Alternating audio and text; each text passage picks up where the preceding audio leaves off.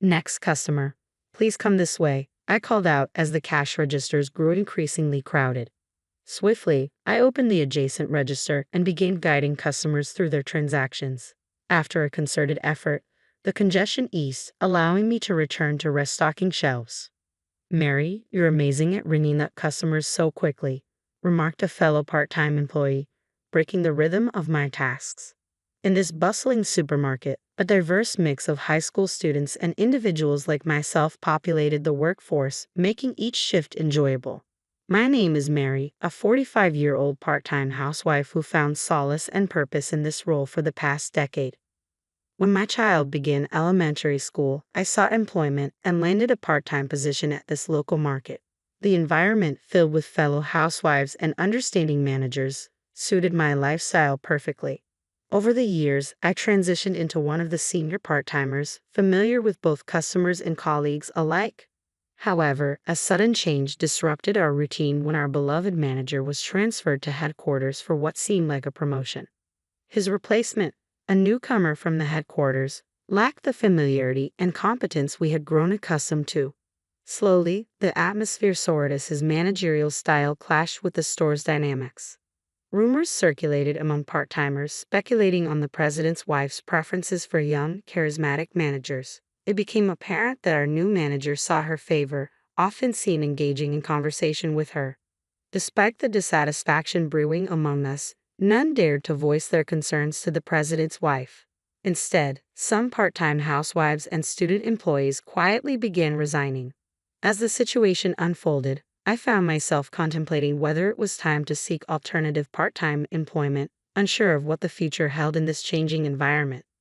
I found myself in the crosshairs of the president's wife, her sudden inquiry catching me off guard. "You've been working at the store for quite some time, haven't you? How's your child? Already in college? Which one?" she prodded, surprising me with her directness. "Yes, I've been here since the previous manager," I replied cautiously, not eager to delve into personal matters. Then, with a cutting tone, she remarked, "You seem rather incompetent. I doubt you even attended a decent college, did you?" Her words struck deep, but before I could respond, the register area became inundated with customers. I offered a quick nod to the president's wife and swiftly attended to my duties. In truth, my educational journey had ended with middle school.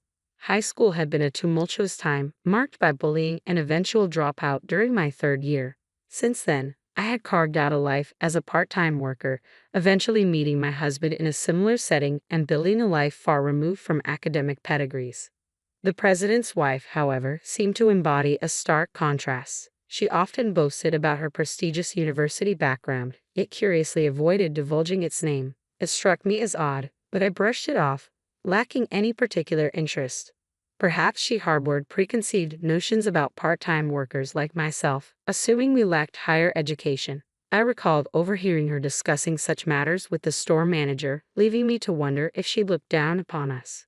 As murmurs circulated among fellow part-timers about similar interrogations, I found myself bracing for another encounter with the president's wife when, sure enough, she returned to the store the following day. "Excuse me," her voice cut through the air, signaling another potentially tense exchange.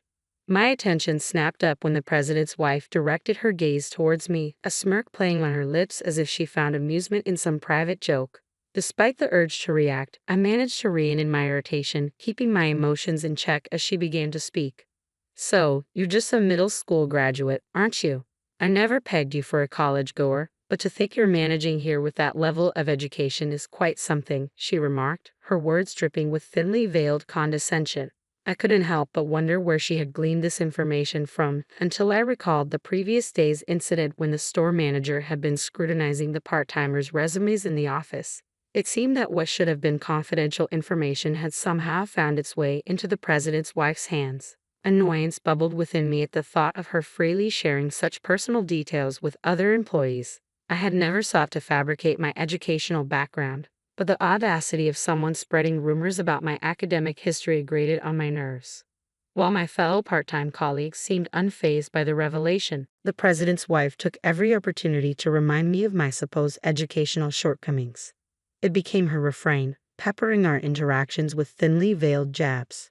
"Maybe you wouldn't understand. Being just a middle school graduate, she would quip, using my education as a pretext to assign me menial tasks like cleaning. The repetition of her taunts grated on my nerves, feeling a growing resentment towards my workplace. I began to question why I subjected myself to such treatment, feeling increasingly disheartened by her relentless needling. A few days later, when she returned to the store, her mere presence was enough to stir up irritation within me. As I attempted to sidestep her, she caught my eye and gestured towards the cardboard box storage area, an area typically left untouched as it was designated for supplier use. "People like you should be familiar with garbage," she sneered, her words laced with disdain. "Middle school graduates like yourself are just here to collect a paycheck." Her words stung, delivered in the privacy of the back room, shielded from the scrutiny of customers. It was a deliberate attempt to belittle me, a reminder of my perceived inadequacies in her eyes. I had always managed to endure, especially since most interactions occurred in the bustling sales area. But on that particular day, the weight of my pent-up frustration became too much to bear. "Excuse me, but I believe I earned my paycheck for diligent work, regardless of my educational background," I interjected, my tone laced with simmering anger. The president's wife appeared taken aback, clearly unaccustomed to such pushback. "If you're going to be here, why not contribute something beneficial to the store? We're never quite sure what you're up to," she retorted, her words dripping with disdain. Ignoring the curious glances of passing colleagues, I pressed on. "And what exactly are you contributing by gracing us with your presence? Chatting with the manager, flirting with male employees and high school part-timers, looking down on the rest of us?" I challenged, refusing to back down. Her face flushed crimson with rage as my words hit their mark. "Unlike someone like you, I have a busy schedule. Coming here takes time out of my day," she shot back, attempting to assert her superiority. I couldn't help but scoff at her assertion. "Do you truly believe that?" "Neither the employees nor the customers share your sentiment. It's intriguing how some with impressive educational backgrounds prove utterly ineffectual in practice," I countered, releasing the resentment I had long harbored towards her condescending attitude. Clearly flustered by my unexpected retort, the president's wife struggled to conjure a suitable response, resorting to tired clichés.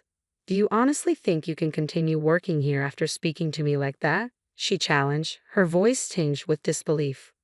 Without hesitation, I delivered my final verdict. "Then I'll resign," I declared, refusing to tolerate any further belittlement. In response, the president's wife let out a mocking laugh. "Well, that'll save us on labor costs," she sneered, her words dripping with derision. I returned the smile, nodding in agreement. "Yes, that's right. Good for you," I affirmed before making my way towards the locker room. Inside, I found a fellow part-timer who had witnessed the earlier exchange. I poured out the details of what had transpired, recounting the frustrations that had been building up. "Mary, are you really quitting?" she asked, her expression reflecting the sadness of our shared experiences over the years. "It just hasn't been the same since the manager changed. It feels like we're only here out of obligation," I confided, echoing her sentiments. "With so many people leaving, you'd think they'd hire more staff, but they'd rather cut costs." She nodded in understanding. "It's becoming unbearable. I don't blame you for wanting out." Leaving the locker room behind, I headed towards where the manager and the president's wife were engaged in conversation. Without preamble, I made my intentions clear. "That's it, I'm done," I stated firmly, meeting their surprised gazes head-on. The president's wife chuckled, seemingly amused by the news. "So, the junior high school graduate is calling it quits. I wonder where someone like you will find work," she remarked, her tone dripping with condescension. I refused to let her words rattle me. "Even if I have nowhere else lined up, I won't be coming back here. I'll return my uniform next week. Thank you for everything," I declared, feeling a weight lift off my shoulders. As I exited the supermarket, a sense of relief washed over me. The following week, when I returned to return my uniform, I found the store abuzz with commotion. The manager was being berated by irate customers near the cash register, suggesting some sort of transaction error. Despite the chaos, I felt a sense of peace knowing that I had made the right decision to leave. With my resignation already settled, I made my way towards the office to return my uniform. As I approached the door, the unmistakable voice of the president's wife reached my ears, giving me pause. Reluctantly, I pushed the door open, finding the former manager inside. Despite his new role at headquarters, my ingrained habit led me to address him as manager out of reflex. It seemed the president's wife had been engaged in conversation with him, but she hastily departed upon my arrival. "What happened at the register?" the former manager queried, his expression troubled. He proceeded to inform me of a spate of recent complaints at the store since my departure. With a cascade of resignations following mine, the store had been left scrambling to cope with the sudden exodus of part-timers and student workers. Though the manager attempted to fill in on the sales floor, his lack of familiarity with basic tasks like stocking shelves and operating the register led to a litany of customer complaints. Today's incident, however, involved a particularly embarrassing misstep. The president's wife, while conversing with a male employee, was mistaken for staff by a customer. Brushing off the inquiry, she exacerbated the situation when the manager inadvertently disclosed her true identity, sparking further discontent among patrons. As the register area swelled with customers, the absence of experienced part-timers compounded the chaos. Both unfamiliar employees and the manager found themselves manning the registers, resulting in numerous errors and lengthy delays. The escalating frustration among customers culminated in the manager facing a barrage of complaints, exacerbating an already tumultuous situation. Turning to me, the former store manager sought insight into the unfolding debacle, hoping for some semblance of understanding in the aftermath of my departure. When asked why I had decided to quit, I didn't hesitate to respond honestly. The former manager seemed genuinely interested in my reasons for leaving, and I felt it was only fair to provide him with the truth. In turn, he confided in me that he had heard rumors regarding the president's wife's educational background. While he lacked specific details, the word on the grapevine was that she had only graduated from high school. This revelation left me pondering the irony of her previous educational condescension. Could it be that the president's wife, with her supposed lack of higher education, was projecting her own insecurities onto others? It certainly made her seem all the more formidable and unpredictable. 2 weeks later, the supermarket I had once called my workplace stood deserted. The usual throng of customers was conspicuously absent, a stark contrast to the bustling scenes of my former shifts. It's no surprise, given all those complaints, I mused to myself as I observed the desolate scene. Lost in thought, I was approached from behind by the former store manager.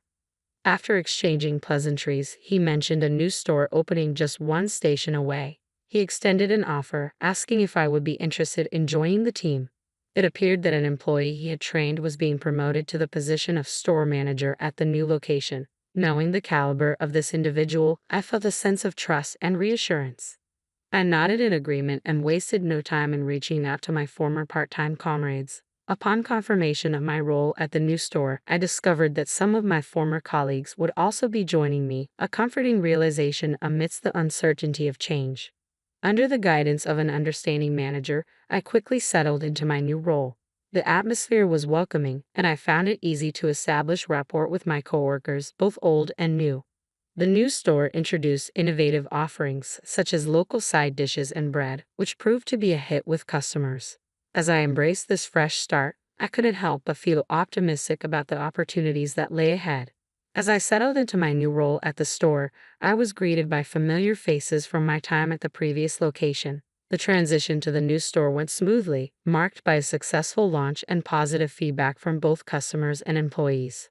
However, I soon heard troubling reports about the old store. It had become notably quiet, and the manager found themselves facing frequent scoldings during head office meetings. A string of new hires as part-timers quickly came and went, exacerbating the ongoing staff shortage. Finding a new part-time job had brought a sense of relief, and I was content to work happily as I had before. But about a month into my tenure at the new store, the president's wife made a surprising appearance before me. Her unexpected visit seemed to be aimed directly at me, as she wasted no time in addressing the rumors she had heard. "I heard there's a junior high school dropout working at our store again, so I came to check," she stated bluntly. I couldn't help but sigh at her accusatory tone. "What's the issue?" "I haven't done anything wrong," I replied, feeling unfairly targeted. She persisted, laying blame at my feet for the troubles at the old store. But I refused to accept her accusations. "Isn't it more accurate to say that you're the one engaging in power harassment?" I challenged, frustration simmering beneath the surface. Former colleagues from the previous store attempted to intervene. But I waved them off. I couldn't let them shoulder the blame for something they weren't responsible for. As a middle school graduate, I can't possibly be held accountable for all the employees quitting, I asserted, refusing to be intimidated. The president's wife's anger flared at my defiance, but I stood my ground, supported by nods of agreement from fellow part-timers. If you're having trouble understanding, let me spell it out for you. Your disdain for our educational backgrounds and the manager's incompetence have created a toxic environment, I explained, my words ringing with conviction.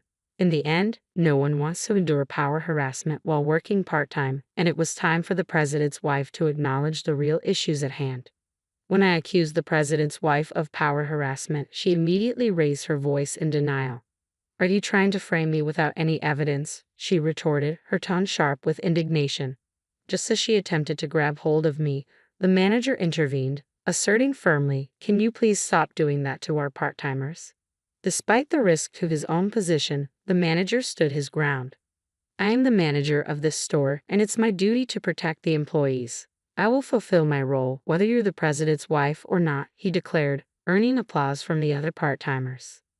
With a resigned sigh, I reached for my smartphone. "I have evidence of power harassment," I stated calmly before playing a video. The footage showed the president's wife berating another part-timer at the previous store, clearly demonstrating a pattern of abusive behavior. As more part-timers stepped forward with their own recordings, it became evident that we had all experienced her mistreatment. "We're going to sue her," I announced, met with resolute nods of agreement from my colleagues and the manager. Furious at the manager's defiance, the president's wife impulsively fired him on the spot. But to her dismay, I revealed that I had recorded her dismissal as well, ensuring the manager's protection. Realizing the depth of her self-inflicted predicament, the president's wife attempted to flee. But before she could escape, I confronted her one final time. "There are more important things than education, aren't there? Sometimes humanity matters more than society," I remarked pointedly, causing her to pause. "How did you know?" she muttered, inadvertently admitting to her own insecurities. With her self-destruction complete, the president's wife retreated at a speed I had never seen before. In the aftermath, we pursued legal action against her, armed with solid evidence and the support of fellow part-timers.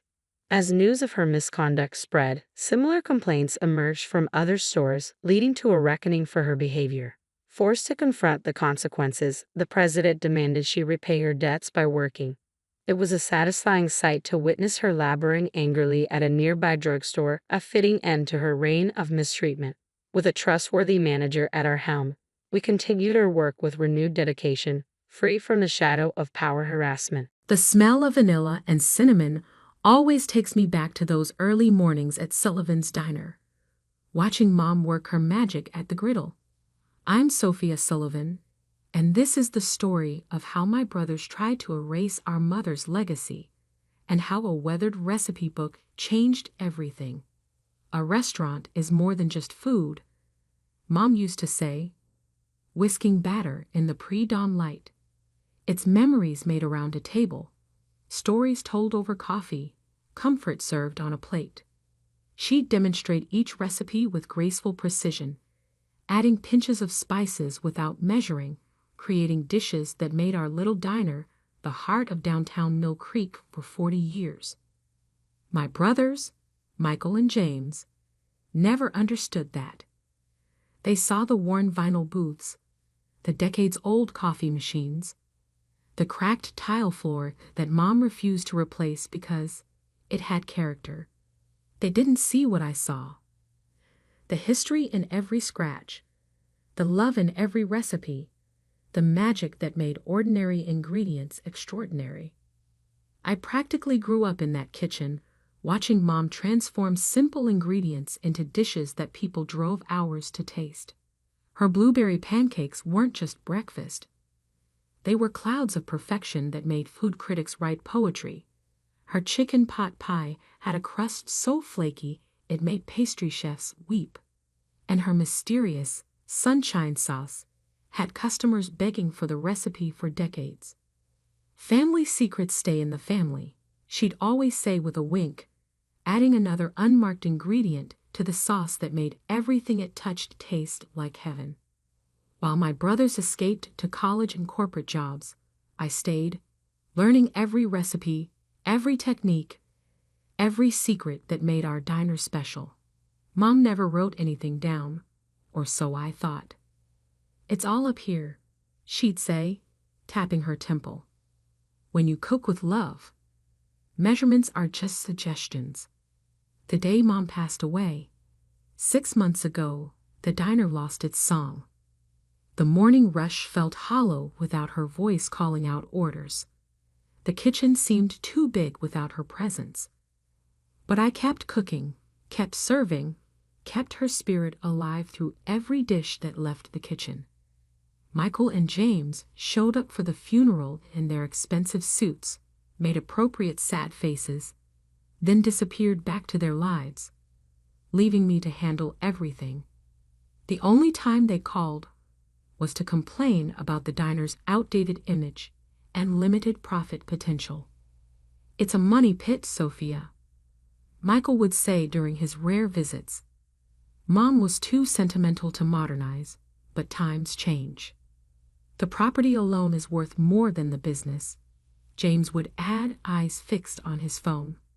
"We could sell to developers and all make a fortune." But I held firm. The diner wasn't just a business, it was Mom's heart and soul, her legacy to the community she loved. Besides, I knew something they didn't. It happened 3 weeks ago while I was cleaning out Mom's old office. Behind a loose panel in her ancient desk, I found it. A leather-bound book, its pages yellow with age, filled with handwritten recipes.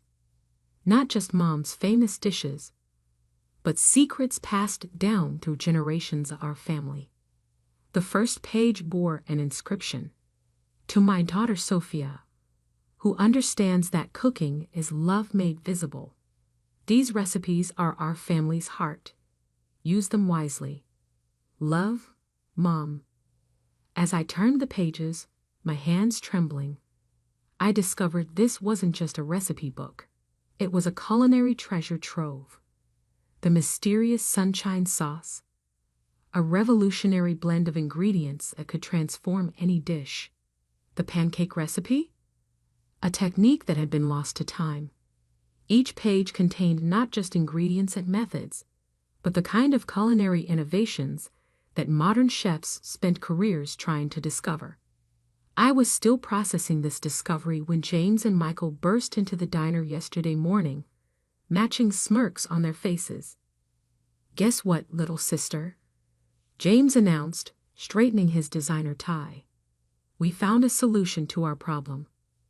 Michael nodded, looking around the diner with barely concealed disdain. "We sold the place. Developers are turning it into luxury condos." The world seemed to tilt. "You what?" "It's a great deal," James continued, pulling out documents. "The new owners take possession next week. We just need your signature since you're technically a co-owner." "You can't do this," I whispered. "This place is Mom's legacy." "Mom's gone, Sophia," Michael said, his voice patronizing. "And this place is worthless, except for the land it sits on. Time to grow up and accept change." They didn't notice my hand slip into my apron pocket, touching the recipe book I'd been studying every night. They didn't know about the calls I'd been getting from famous chefs who'd heard whispers about Mom's secret recipes. They had no idea that just yesterday, a celebrity restaurateur had offered 7 figures just for the sunshine sauce recipe alone. "The papers are just a formality," James was saying, holding out a pen. "The deal's already done." I looked around the diner, at the counter where Mom taught me to roll pie crust, at the booth where she helped me with homework, at the kitchen where she created culinary magic for 40 years. Then I looked at my brothers, these strangers in expensive suits who thought they could erase all of that with a signature. "Actually," I said quietly, "we need to talk about Mom's real legacy, and why this diner is worth more than you could possibly imagine." Michael laughed. "What? The outdated equipment? The ancient recipes?" I smiled, thinking of the book in my pocket, of the offers already coming in, of the look that would soon replace those smirks on my brothers' faces. "Let me make you boys some coffee," I said, heading to the kitchen. "And then I'll show you exactly what Mom left behind." The morning sun streamed through the diner's windows, catching the steam from the coffee maker, creating a halo effect around the worn counter. Mom always said the best revenge is served like the best meals, with perfect timing and just the right ingredients. I was about to show my brothers just how right she was. I set 3 cups of coffee on the corner booth table, watching steam rise as my brothers impatiently checked their phones. The morning sun painted shadows through the vintage Sullivan's Diner window sign, creating patterns on the worn tabletop, the same table where Mom used to test her new recipes. "Can we hurry this up?" Michael drummed his fingers on his leather portfolio. "Some of us have real jobs to get to." "Funny you should mention real jobs," I said, sliding into the booth. "Tell me, how much did these developers offer for the diner?" James smirked. $2 million. Far more than this outdated greasy spoon is worth. I pulled out my phone, opening an email I'd received yesterday. Interesting, because Marco Romano just offered me $3 million for a single recipe. The silence that followed was delicious. Marco Romano, the celebrity chef with 17 restaurants and his own cooking empire, was a name even my corporately obsessed brothers recognized. "You're lying," Michael finally managed. I slid my phone across the table. They huddled over it, reading the email from Romano's business manager. Their faces paled as they reached the dollar figure. This is a joke," James stammered. "Romano wouldn't." "Oh, that's just for the sunshine sauce recipe," I continued casually, sipping my coffee. "He hasn't even heard about the pancakes yet, or the pie crust technique that Gordon Walsh called revolutionary when he dined here last week." Gordon Walsh, the 3-star Michelin chef? Michael's coffee cup froze halfway to his mouth. I nodded. Turns out Mom's outdated recipes are quite valuable to the right people. I reached into my apron and pulled out the leather-bound book, especially when they're part of a collection that spans 3 generations of culinary innovation. Their eyes locked onto the book like sharks scenting blood. I could practically see dollar signs reflecting in their designer glasses. "If this is true," James said slowly, "then as co-owners of the diner, those recipes belong to all of us." "Actually," I countered, "Mom left the book specifically to me. Check the inscription." They read Mom's handwritten note, their expressions darkening. "This doesn't change anything," Michael snapped. "The sale agreement is already unsigned." I cut in. "And incomplete without my approval. But here's what you don't understand. The recipes are just the beginning." I pulled out my laptop, opening the files I'd prepared. Over the past 3 weeks, since finding Mom's book, I've been documenting everything. Testing recipes, recording techniques, upgrading equipment. And people have noticed. I showed them the reservations list, packed solid for the next 6 months. The write-ups in food blogs. The messages from celebrity chefs and restaurant critics begging for tables.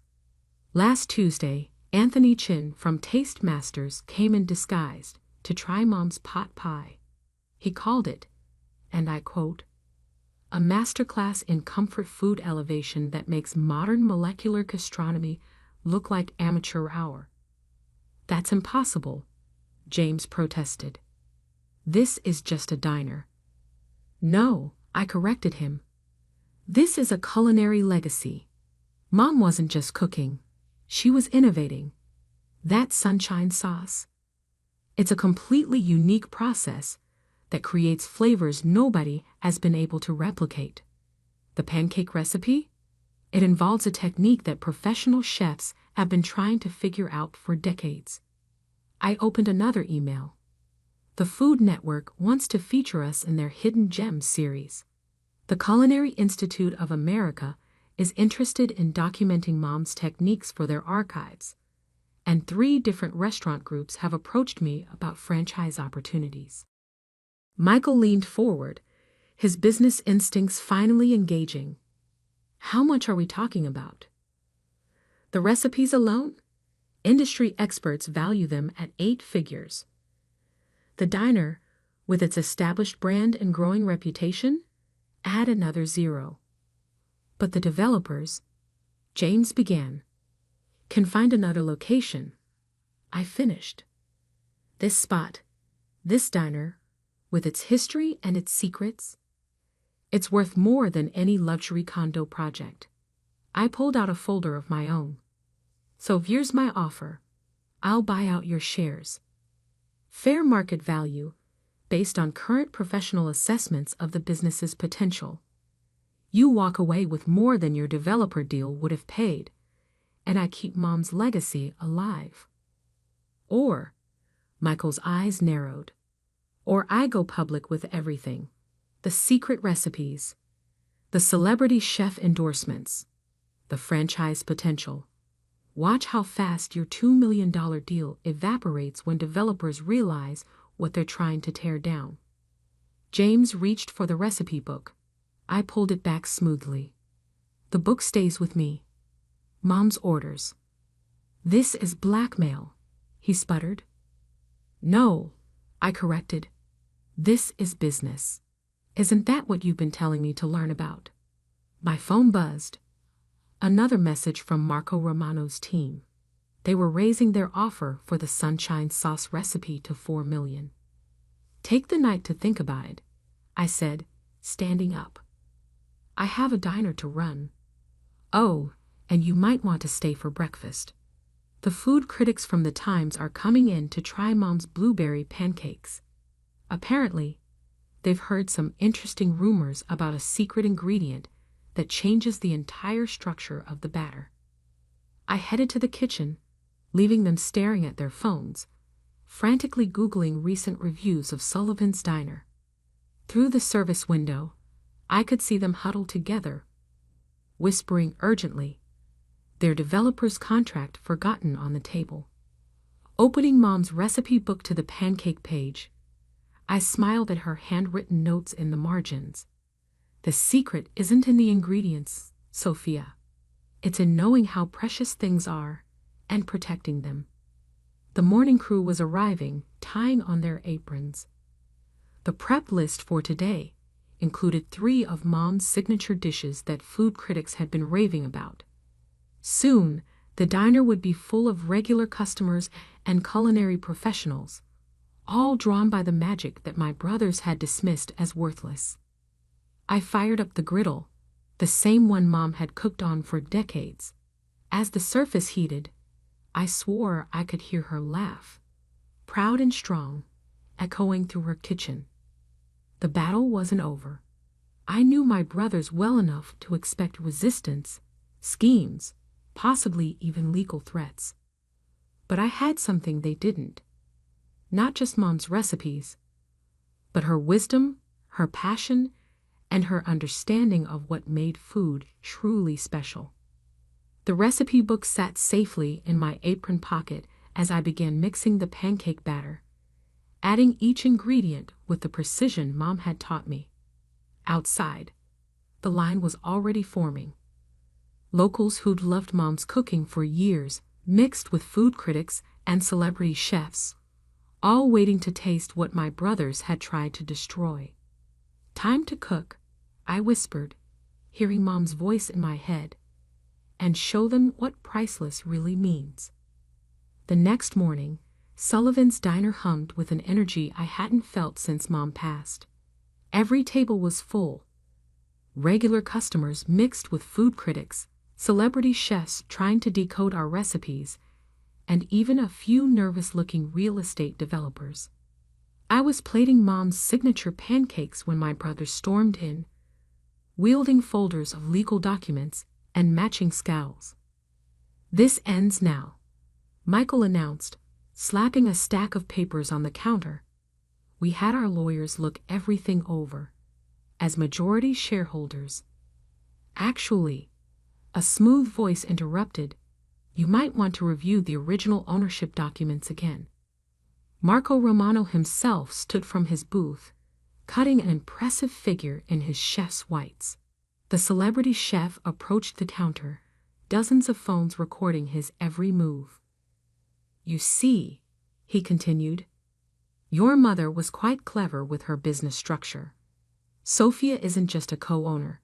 She's the controlling partner of the restaurant's intellectual property, including," he smiled, "all recipes and techniques developed on these premises." James fumbled through his papers. "That's impossible." We checked. "Page 6, subsection C," I said quietly, sliding a highlighted document across the counter. "Mom added it during the last revision 5 years ago. You both signed off on it without reading, too busy with your real jobs to pay attention to diner paperwork." Michael's face turned an interesting shade of red. "This is ridiculous. It's just a bunch of old recipes." "Old recipes?" Gordon Walsh stood up from another booth, his 3 Michelin stars practically gleaming. "Young man, your mother invented a sauce stabilization technique that revolutionizes flavor profiles. That single innovation is worth millions in the current market. And the pancake methodology?" Anthony Chin emerged from the kitchen, where he'd been observing our breakfast prep. "It completely reinvents the relationship between protein structures and heat application. I've offered 7 figures just for that process alone." My brothers stared as more culinary celebrities revealed themselves among the diners. The Food Network crew, filming discreetly in the corner, captured everything. "But the development deal," James weakly held up the contract, "has been withdrawn," a sharp voice called from the door.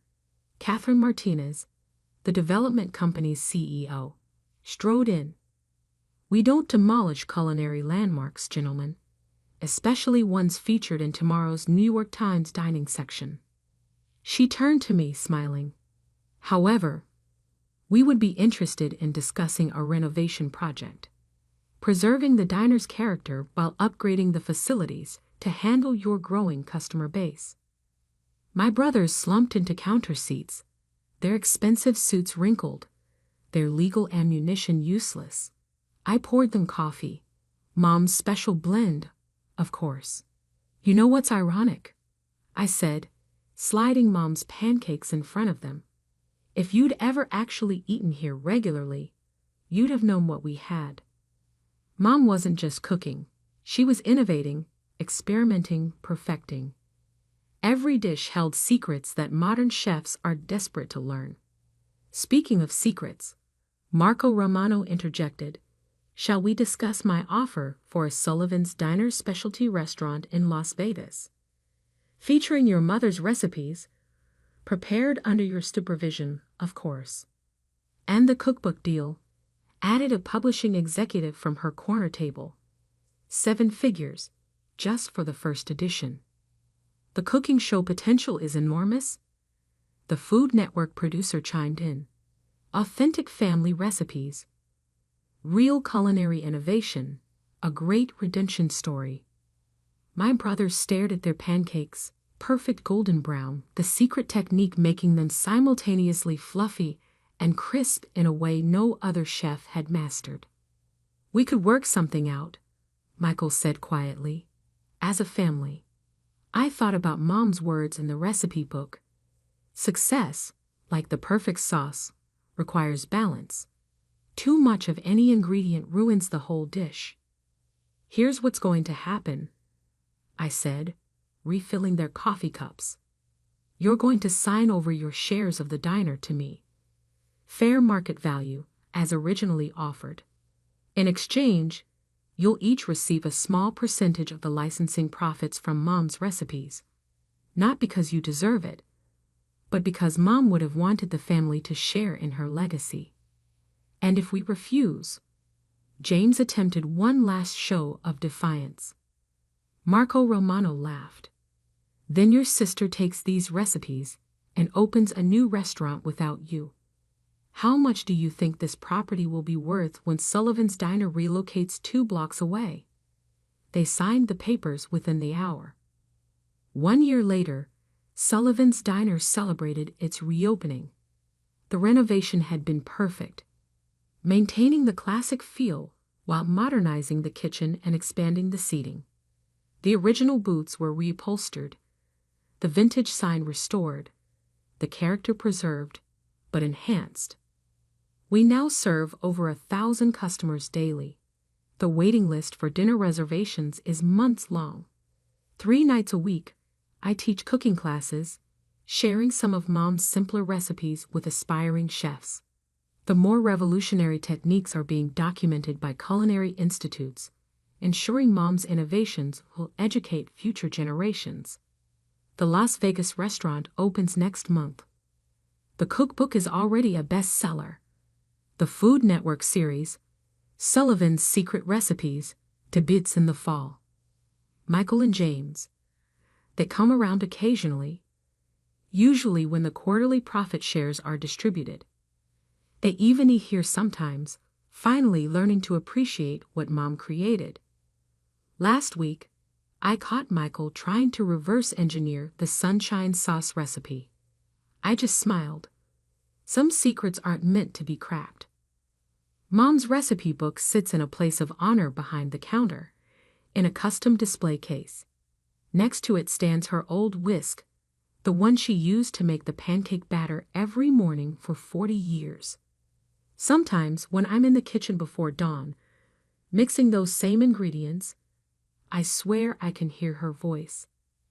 The secret ingredient isn't in the pantry, Sophia. It's in knowing what you have, fighting for what matters, and remembering that the best recipes aren't just about food. They're about love. Just yesterday, a young girl sat at the counter, watching me cook with wide eyes, just like I used to watch Mom. Her mother told me they'd driven 6 hours just to eat here. How do you make everything taste so special? The girl asked. I thought about the recipe book, about Mom's legacy, about the magic that happens when passion meets innovation, about how my brothers almost destroyed something priceless because they couldn't see its true value. The real secret, I told her, sliding a perfect pancake onto her plate, is understanding that some things are worth more than money. Some things are worth fighting for. The diner filled with the breakfast rush, regulars, tourists, food critics, all drawn by recipes that had almost been lost. The griddle sizzled, coffee brewed, and the spirit of Sullivan's Diner lived on, stronger than ever. Mom would have loved it. After all, she always said the best revenge is served, not just with perfect timing and the right ingredients, but with a side of success that keeps on growing. As for that sunshine sauce recipe, it's still a secret. Some things, like Mom knew, are priceless, not because of what they're worth, but because of what they mean. And every morning, as I unlock the diner's doors and fire up the griddle, I smile, knowing that the real value of Sullivan's was never in its property or even its recipes. It was in the legacy of a woman who understood that true innovation doesn't always wear a fancy suit or come with a big price tag. Sometimes it wears an apron, works a humble griddle, and changes the world one perfectly cooked pancake at a time. David, you can't live in the basement forever, my mother sighed, setting down her fork at our weekly family dinner. You're 32 years old. When are you going to get a real job? I pushed the mashed potatoes around my plate, avoiding her eyes. Across the table, my sister Amanda smirked. She was wearing a new designer blazer, probably bought with her latest bonus as a senior investment banker. "Leave him alone, Mom," she said, her voice dripping with fake sympathy. "Not everyone can be successful. Someone has to deliver our packages and fix our computers." My name is David Mitchell, and for the past 7 years, my family had watched me cycle through a series of what they called dead-end jobs. It's support, delivery driving, handyman work. What they didn't know was that each of those jobs was carefully chosen to help me build something they couldn't imagine. "At least fix up the basement," my father chimed in, not looking up from his phone. "It looks like some kind of command center with all those computers.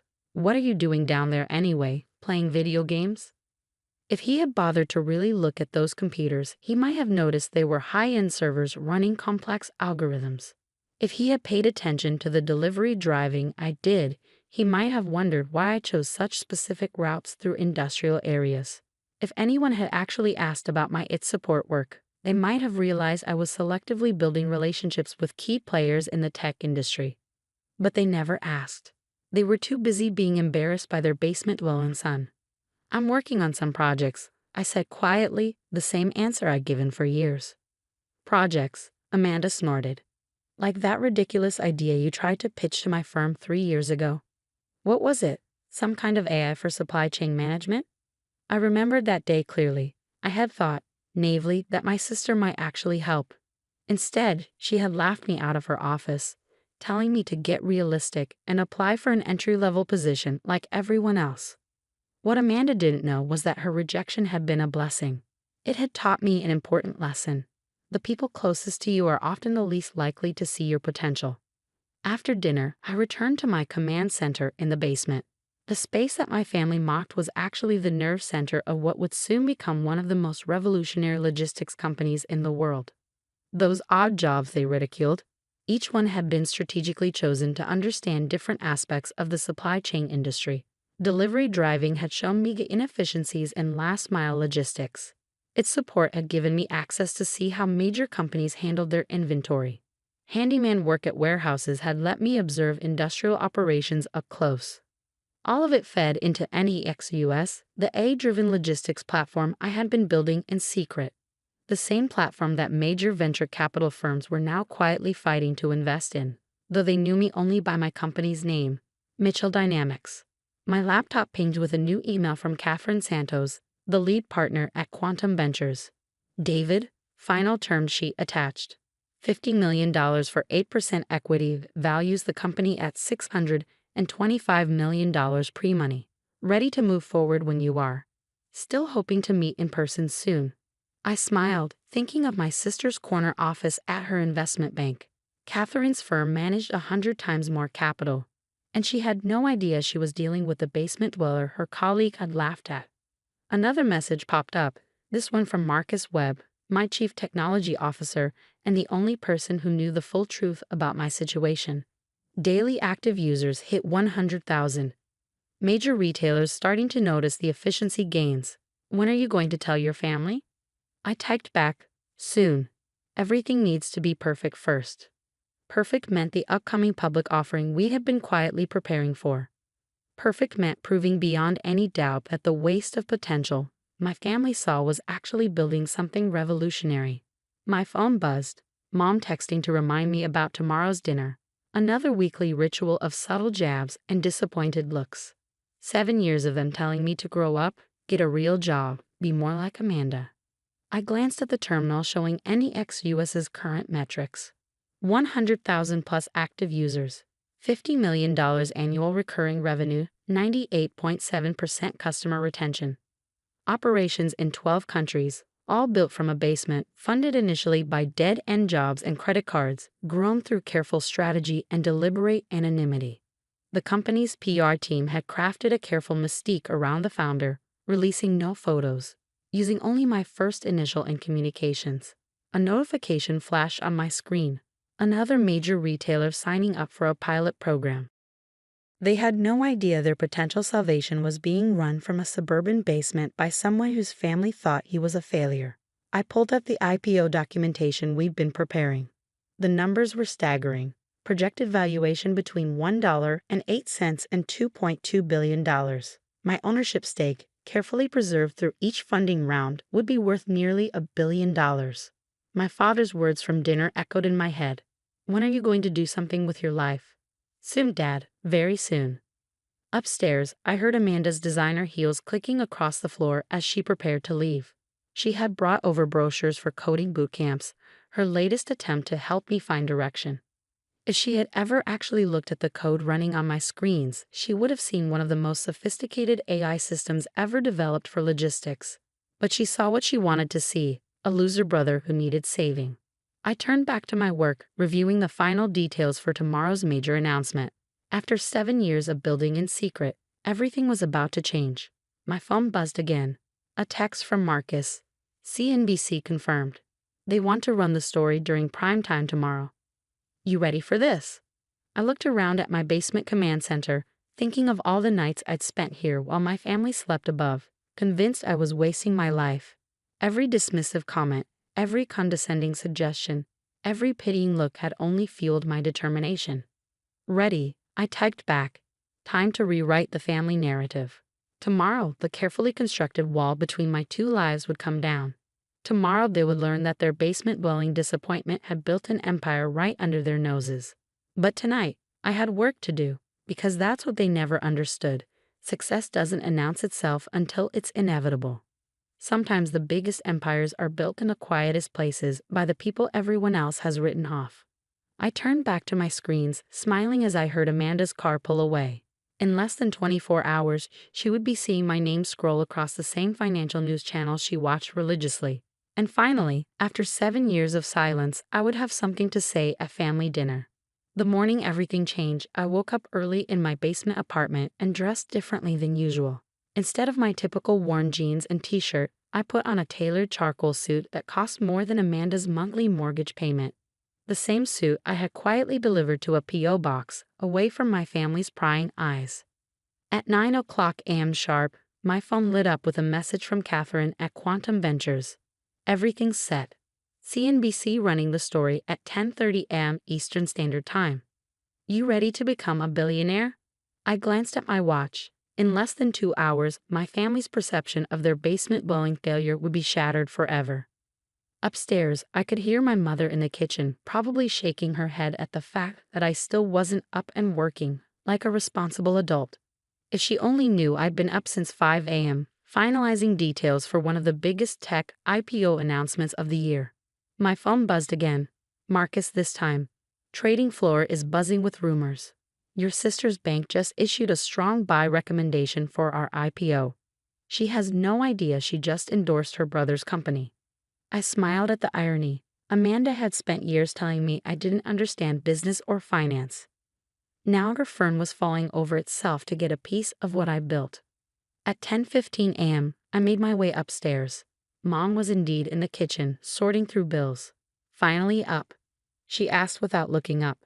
There's a job fair at the community college today. I left a flyer on the counter. Thanks, Mom, I said quietly. But I have some meetings today. She sighed that familiar sigh. More computer repair jobs? Something like that. I poured a cup of coffee and settled at the kitchen table, positioning my tablet so I could see the CNBC feed while pretending to read the newspaper. Mom puttered around, probably wondering why I was dressed in a suit for computer repair. At 10:29 a.m., my phone started buzzing continuously. Messages from investors, board members, and reporters all counting down to the announcement. I silenced it just as the CNBC anchor appeared on screen. Breaking news in the tech sector, the anchor began. In what's being called the stealth success story of the year, logistics AI company Mitchell Dynamics has filed for an initial public offering, with an estimated valuation of $2 billion. I heard my mother's coffee cup clatter against the counter. Mitchell Dynamics, she whispered. Like our Mitchell? Led by founder and CEO David Mitchell, who developed the revolutionary NEXUS platform. The anchor continued as my photo appeared on screen, a professional headshot taken weeks ago in secret. Mom's face went pale. She gripped the counter for support, staring at the TV in disbelief. David? She barely whispered. Is that you? I stood up, straightening my suit jacket. Yes, Mom, that's me. But you've been in the basement, doing odd jobs. I've been building a company, I corrected gently. Those odd jobs were research, every delivery route, every aid repair, every warehouse visit. All of it helped me understand the problems I was solving. Her legs seemed to give out, and she sank into a chair. On a TV, the anchor was still talking. Revolutionary AI-driven logistics system already used by major retailers across 12 countries. My phone buzzed again. Amanda this time. I put it on speaker. David. She practically screamed. Why is your face on every screen in the trading floor? What's going on? Remember that ridiculous AI logistics idea you laughed at 3 years ago? I asked calmly, the one you said would never work. Silence on the other end. Your firm just issued a strong buy recommendation for it. I continued, though I suppose you weren't copied on that memo. I heard commotion in the background of her call, probably the trading floor going crazy as the stock price was announced. This is impossible, she breathed. You live in Mom's basement. Not for much longer, I replied. Though it was an excellent place to build a billion-dollar company, no one looks too closely at the failure in the basement. Mom was still staring at the TV, where they were now showing graphics of NEXUS's growth metrics. All those computers downstairs, she murmured. Servers, I corrected, running one of the most advanced AI systems in the logistics industry. My phone buzzed again. Dad this time. Son, we need to talk. I'm coming home early. The next hour was surreal. Amanda arrived first, still in her trading floor outfit, mascara smeared from what looked like tears. Why didn't you tell me? She demanded. I could have helped. Like you helped when I brought you the initial idea? I asked quietly, when you told me to get realistic and apply for an entry-level position. She flinched. I didn't know. No one knew, I said. That was the point. You all saw what you expected to see. A failure, a disappointment, someone who couldn't get his life together. None of you ever actually asked what I was building. Dad burst in next, his tie askew. David, my office is going crazy. My own son. Why didn't you say anything? I turned to face him directly. Would you have believed me? Or would you have tried to help by telling me to be more practical, get a real job, be more like Amanda? The silence that followed was deafening. My tablet pinged with an update. Mitchell Dynamics stock was up 200% in pre-market trading. My personal net worth had just crossed $1.5 billion. 7 years, I said into the silence. 7 years of lectures at dinner. 7 years of being the family embarrassment. 7 years of you all telling me to get my life together. Did none of you ever wonder why I didn't seem worried? Mom was still clutching her coffee cup, staring at the financial channels where my face kept appearing alongside words like tech visionary and revolutionary platform. But the delivery driving, the computer repairs, she stammered. Market research, I explained. Every delivery route showed me problems in logistics systems. Every computer repair job gave me access to see how companies handled inventory. I saw the inefficiencies, the gaps, the opportunities everyone else missed. Amanda had sunk onto the couch, her designer outfit wrinkled. The banking software we use, the new logistics system, that's yours. I nodded. Your firm pays us $2 million a year for it. I believe you called it revolutionary in last month's team meeting. She put her head in her hands. Oh God. My phone buzzed again. Catherine from Quantum Ventures. Media wants a statement from the family. Your call on how to handle it. I looked at my shell-shocked family, my mother still gripping her coffee cup, my father looking like his world had turned upside down, Amanda seemingly aging years in minutes. Take your time processing this, I said, gathering my tablet. I have a company to run. Oh, and Mom, you can keep the job fair flyer. I'm good. As I walked toward the door, Dad finally found his voice. Son, wait. I turned back. Yes. We were wrong, he said simply. So very wrong. Yes, I agreed. You were. And now everyone knows it. I stepped out into the sunlight, my phone already buzzing with more congratulations and media requests. Behind me, through the window, I could see my family frozen in place, watching financial channels announce their basement-dwelling disappointment as the next tech billionaire. Sometimes success is the best revenge. But sometimes success is just the beginning of a much bigger story.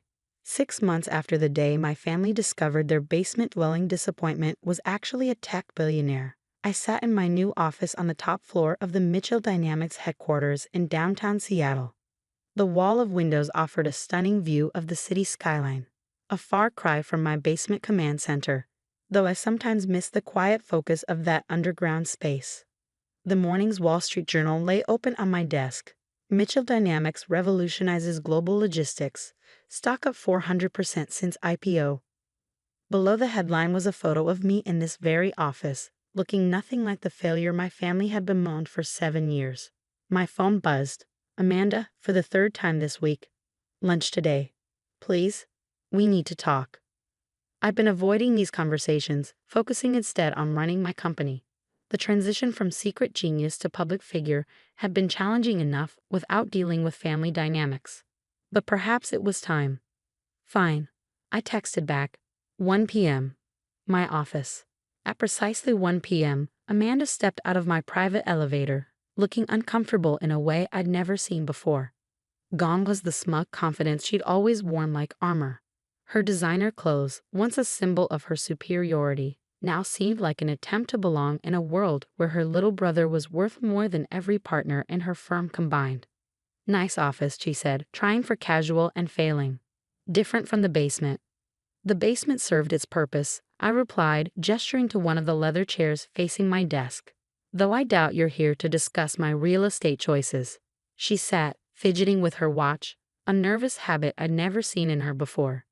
David, I've been trying to find a way to apologize.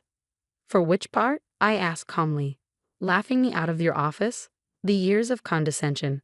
The coding bootcamp brochures. She flinched. All of it. I was so sure I knew better, that my path was the only path to success. I never imagined. That's the problem, I interrupted. None of you imagined. None of you even tried to understand what I was building. You saw what you expected to see. The thing is, she continued, my firm is desperate to get me to arrange a meeting with you. They want to handle Mitchell Dynamics' investment banking needs. The same people who wouldn't give you 5 minutes 3 years ago now spend hours strategizing how to get your attention. I couldn't help but smile at the irony. And how does that make you feel, Amanda? Having to court your basement-dwelling brother's business? She looked down at her hands. Humbled. Embarrassed. But mostly sad that I missed the chance to be part of something amazing because I was too arrogant to see it. A notification popped up on my screen. Our eye had just landed another major client, a Fortune 500 retailer. Their CEO had probably spent more time researching my background than my own family ever had. You know what the hardest part was? I asked, turning back to Amanda. Not the long nights coding, not the stress of building something revolutionary. It was sitting at those family dinners, week after week, being treated like a cautionary tale when I knew what I was creating. Why did you tell us? She whispered. Would you have believed me? Or would you have tried to fix my life, interfere with my plans, insist I do things the right way like you? She had no answer for that. My phone buzzed. Mom this time. Sunday dinner? Please come. Dad's finally ready to talk. I showed the message to Amanda. They still don't get it, do they? They think everything can go back to normal, just with their formerly disappointing son now being successful. They're trying, Amanda said softly. We all are. It's just you've completely appended everything we thought we knew. About you, about success. About everything. I stood and walked to the windows, looking out at the city where my company was transforming how business worked. You know what success taught me? That the people who are quickest to judge are often the ones who understand the least. Just then, Marcus knocked and entered with a tablet. Sorry to interrupt, but you need to see this. The Wilson contract just came through. It's bigger than we expected. I glanced at the numbers and smiled. Another billion-dollar deal, larger than Amanda's entire investment bank would see this year. Thank you, Marcus, I said. Oh, and this is my sister Amanda. She used to tell me to get realistic about my career goals. Marcus, who knew the whole story, tried to hide his smirk. Interesting. I guess building a revolutionary AI platform wasn't realistic enough. Amanda had the grace to blush. After Marcus left, I turned back to my sister. Here's the thing about success, Amanda. It doesn't erase the past. Those 7 years of condescension, of being treated like a failure, they happened. The fact that I'm now a billionaire doesn't change how you all made me feel. I know, she said quietly, but can we try to build something new? A real relationship without the judgment? I considered her words. That depends. Are you here as a sister trying to reconnect, or as an investment banker trying to land a client? A sister, she said firmly. Though I won't pretend my firm isn't desperate to work with you. But that's not why I'm here. My phone buzzed again. Dad this time. Son, I sold my company today. The one I always wanted you to join, remember. Funny thing is, the buyers are implementing your logistics system. My life's work is being transformed by the son I thought was wasting his potential. I showed the message to Amanda. See what I mean? Everything's different now, but they're still seeing it through the lens of their own expectations and failures. Then help us see it differently, she pleaded. Help us understand. I sat back down at my desk, thinking of all the family dinners, all the disappointed looks, all the well-meaning but condescending advice. Here's what's going to happen, I said finally. I'm coming to Sunday dinner, but not to pretend everything's fine, not to be the successful son they can finally brag about. I'm coming to tell the whole story, every detail of what I built while you all thought I was failing. And you're all going to listen. Amanda nodded. That's fair. And one more thing, I added. Next week, I'm giving a speech at MIT about entrepreneurship and innovation. You're all invited. I think it's time you understood exactly what was happening in that basement. That Sunday, I walked into my parents' house wearing the same suit I'd worn the day of the IPO announcement. Mom had prepared all my favorite foods, a transparent attempt at reconciliation. Dad stood awkwardly by the fireplace, next to a framed Wall Street Journal article about Mitchell Dynamics. We're proud of you, son, he said stiffly. Now you are, I replied. But this isn't about pride, Dad. It's about understanding. Over dinner, I told them everything. The real purpose of each dead-end job. The strategic relationships I'd built. The careful development of NEXUS. With each revelation, their expressions shifted from pride to shame as they realized how completely they had misjudged me.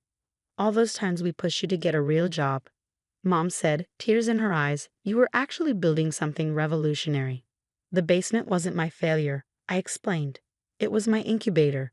Every time you looked down on me, it just proved I was right to keep it secret. Amanda, who had been quietly listening, finally spoke up. How did we fix this? How did we become a real family again? I looked around the table at their expectant faces. We start by acknowledging that success doesn't always look like what you expect.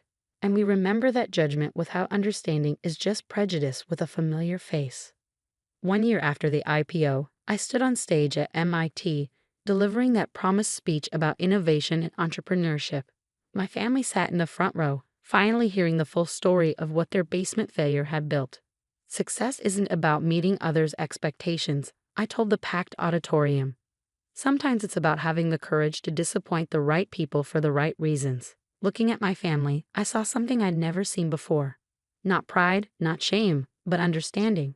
They finally saw me not as the failure who made good, but as the visionary who had been there all along. After the speech, Dad approached me with tears in his eyes.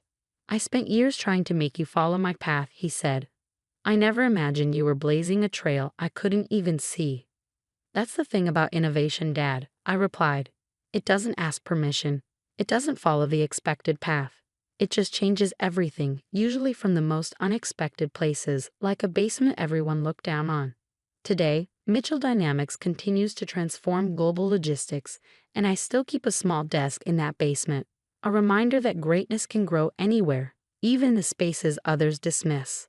As for my family, we're building something new, based not on expectations or appearances, but on understanding and respect.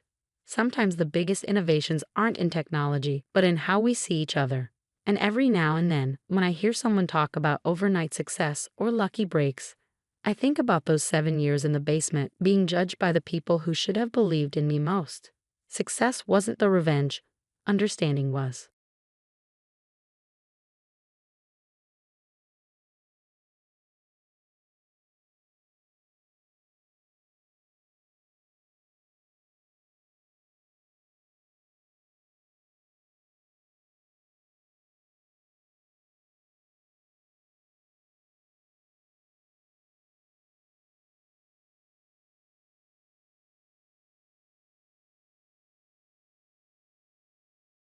The Blackwood mansion always looked most imposing at sunset.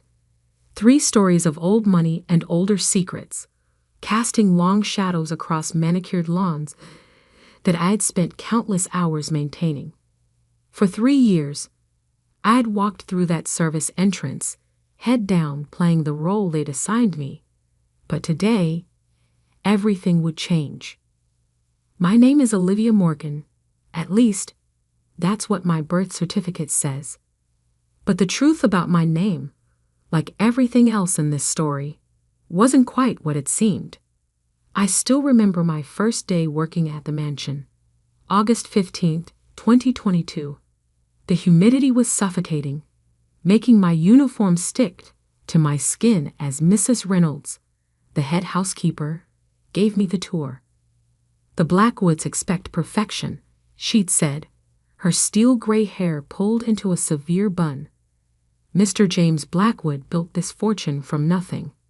Now his son Harrison runs the family's investment firm, and he's just as particular as his father. I'd nodded, memorizing every detail while hiding the real reason I'd taken this job. Yes, Mom, I understand. You'll start with the guest quarters. Work your way up to the main house if you prove yourself. What Mrs. Reynolds didn't know, what none of them knew, was that I'd spent months orchestrating this moment. The previous experience on my resume? Carefully crafted fiction. The glowing references. Paid actors with burner phones. Every detail planned to get me inside these walls. Because 3 years ago, I'd found a letter in my mother's belongings after she passed away. A letter that changed everything I thought I knew about my life. My dearest Elizabeth, if you're reading this, I'm gone. There's something you need to know about your daughter Olivia. She isn't just your child. She's a Blackwood. James is her father, though he never knew. I was young, working as his secretary before he married Margaret. When I told him I was pregnant, he paid me to disappear. I've enclosed his letters, the photos, everything. Olivia deserves to know her true heritage. More than that, she deserves her share of what's rightfully hers. Love, Mom. That letter sent me down a rabbit hole of research. James Blackwood, the family patriarch, had died 6 months before I found it. His son Harrison had taken over everything. The business, the estate, the family legacy. My supposed half-brother, living in luxury while Mom and I had scraped by. But James had left something else, a stipulation in his will that would change everything. The bulk of his $400 million estate would be divided among his biological descendants, following a mandatory DNA test at the 5-year mark after his death. Harrison and his children were so confident in their position, they'd barely paid attention to this detail. They should have. I worked my way up quickly, just as I'd planned. Within 6 months, I was assigned to the main house. Within a year, I was trusted with Harrison's private study, the same study where James had once seduced my mother. Girl. Harrison would snap his fingers when he wanted something, never bothering to learn my name. Coffee, black. I'd bring it silently, watching him work at the massive mahogany desk that had belonged to his father. My father. His resemblance to the photos I'd found was striking. Same sharp jaw, same cold blue eyes. Eyes I saw every morning in my mirror. His wife Victoria was worse. The help is getting sloppy. She'd complain over breakfast, loud enough for me to hear as I refilled water glasses. Really, Harrison? We should replace them all. Their children were cut from the same cloth. Thomas, the oldest at 25, who treated the staff like furniture. Emma, 23, who once accused me of stealing her jewelry, only to find it in her gym bag. And Michael, 19, who at least occasionally said, "Thank you." But it was Margaret, James's widow, who interested me most. She spent her days in the conservatory, tending to her orchids, occasionally studying me with an odd expression. "There's something familiar about you," she said one day as I watered her plants. "Have we met before?" "No, ma'am," I'd replied, careful to keep my face turned away. I just have one of those faces. I spent 3 years watching them, learning their routines, their secrets. I installed tiny cameras in the study, the dining room, anywhere they might discuss family business. Not illegal. The house security system gave them notice they were being recorded. They just never imagined the maid would have access to the footage. I learned that Harrison was embezzling from the company, that Victoria was having an affair with her tennis instructor, that Thomas had a gambling problem he was hiding from the family. Every secret, every indiscretion, carefully documented and saved. Not for blackmail. I didn't want their money. I wanted what was rightfully mine. My inheritance. My place in the family that had thrown my mother away. The 5-year mark was approaching.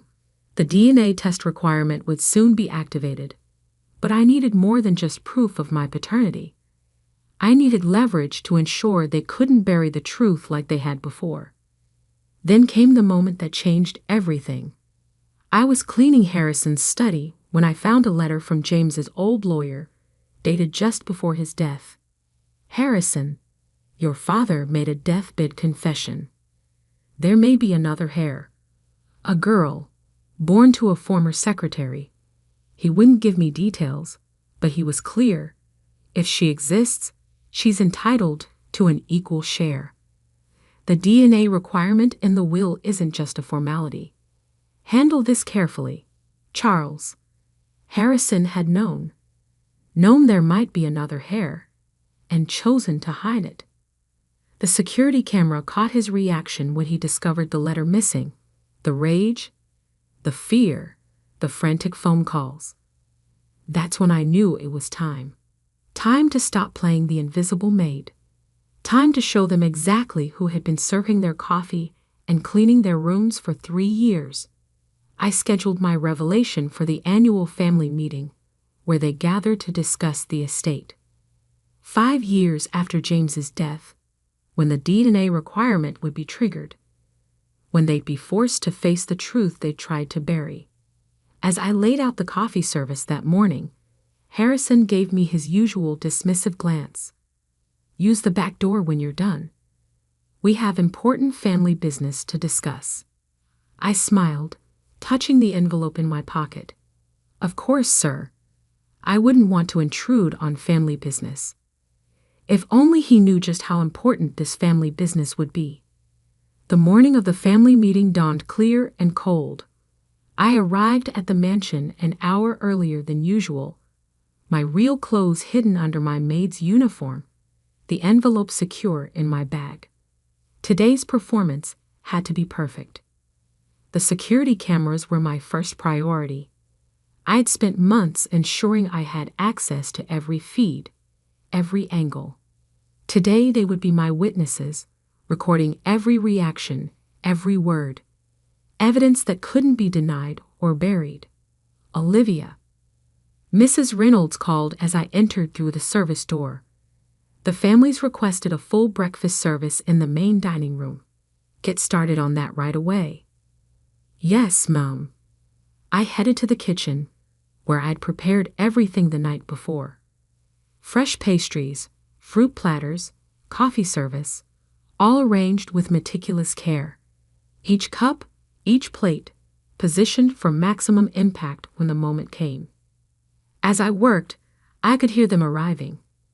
Harrison's heavy footsteps in his study, Victoria's heels clicking on marble floors, Thomas shuffling in late, probably nursing a hangover from another night of secret gambling. Emma's voice, shrill with some new complaint. Michael's quiet presence, always in the background. Margaret arrived last, as always. She paused in the dining room doorway, watching me arrange flowers on the table. Those aren't the usual arrangements. No, ma'am. I said, adjusting a white lily. I thought today deserved something special. She studied me with that same puzzled look she'd worn for months. You remind me so much of someone.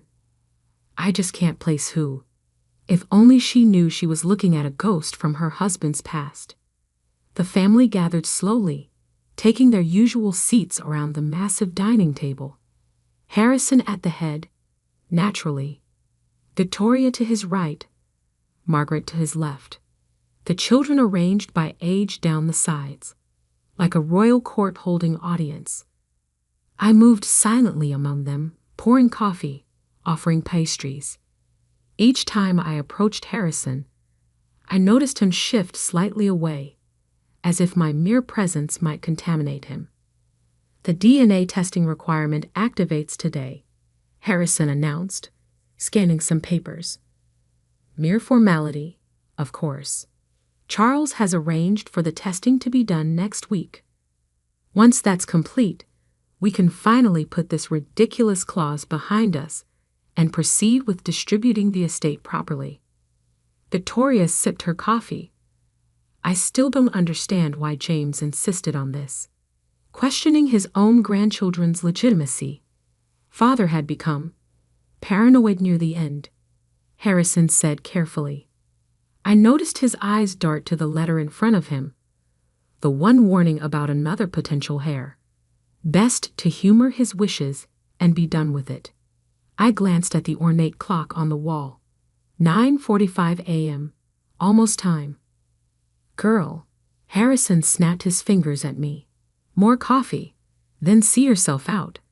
We have private matters to discuss. I lifted the coffee pot. Of course, sir. Though perhaps I should stay. This does concern me, after all. The room went silent. Harrison's head snapped up. Excuse me. I set the coffee pot down carefully. The DNA testing. I believe I mentioned in my employment paperwork that my legal name is Olivia Morgan. But that's not my whole name, is it, brother? Victoria's coffee cup clattered against its saucer. Margaret's hand flew to her throat. Harrison's face turned an interesting shade of red. How dare you? He sputtered. Security. Remove this person immediately. I wouldn't, I said calmly, reaching into my bag. Not before you see what's in this envelope, and not before the security cameras record exactly how you handled this family matter. I pulled out my mother's letter first, smoothing it on the table. Perhaps we should start with this. A letter from my mother, Elizabeth Morgan, detailing her relationship with James Blackwood.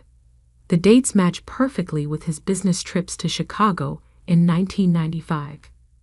There are photos, too. Quite compelling ones. Margaret had gone pale, her hands trembling. Elizabeth, James's secretary. The one who disappeared suddenly. I smiled. Not disappeared. Paid to leave. To keep quiet about the baby she was carrying. Me. Harrison stood so quickly his chair toppled backward. This is absurd. A cheap attempt at extortion. Security. The cameras are recording, Harrison. I reminded him. Every word, every reaction. Just like they've been recording for 3 years. Your private conversations, your phone calls, including the ones about that letter you tried to hide. I produced a copy of the lawyer's letter next. The one warning you about another heir. About father's deathbed confession. You knew I might exist. Chose to hide it. The cameras caught your reaction when you realized it was missing from your study. Thomas was staring at his father. Dad, what's she talking about? Nothing. Harrison roared. This is ridiculous. You expect us to believe some maid is secretly a Blackwood. I reached for my top button, slowly undoing my uniform. Underneath, I wore a crisp business suit, the exact shade of blue Harrison favored. No, I expect the DNA test to prove it. That's why I spent 3 years gathering evidence. Watching. Waiting. Making sure you couldn't bury the truth again. I turned to Margaret, who hadn't taken her eyes off my face. You said I reminded you of someone. Look closer. I have his eyes, don't I? James's eyes. The ones Harrison inherited too.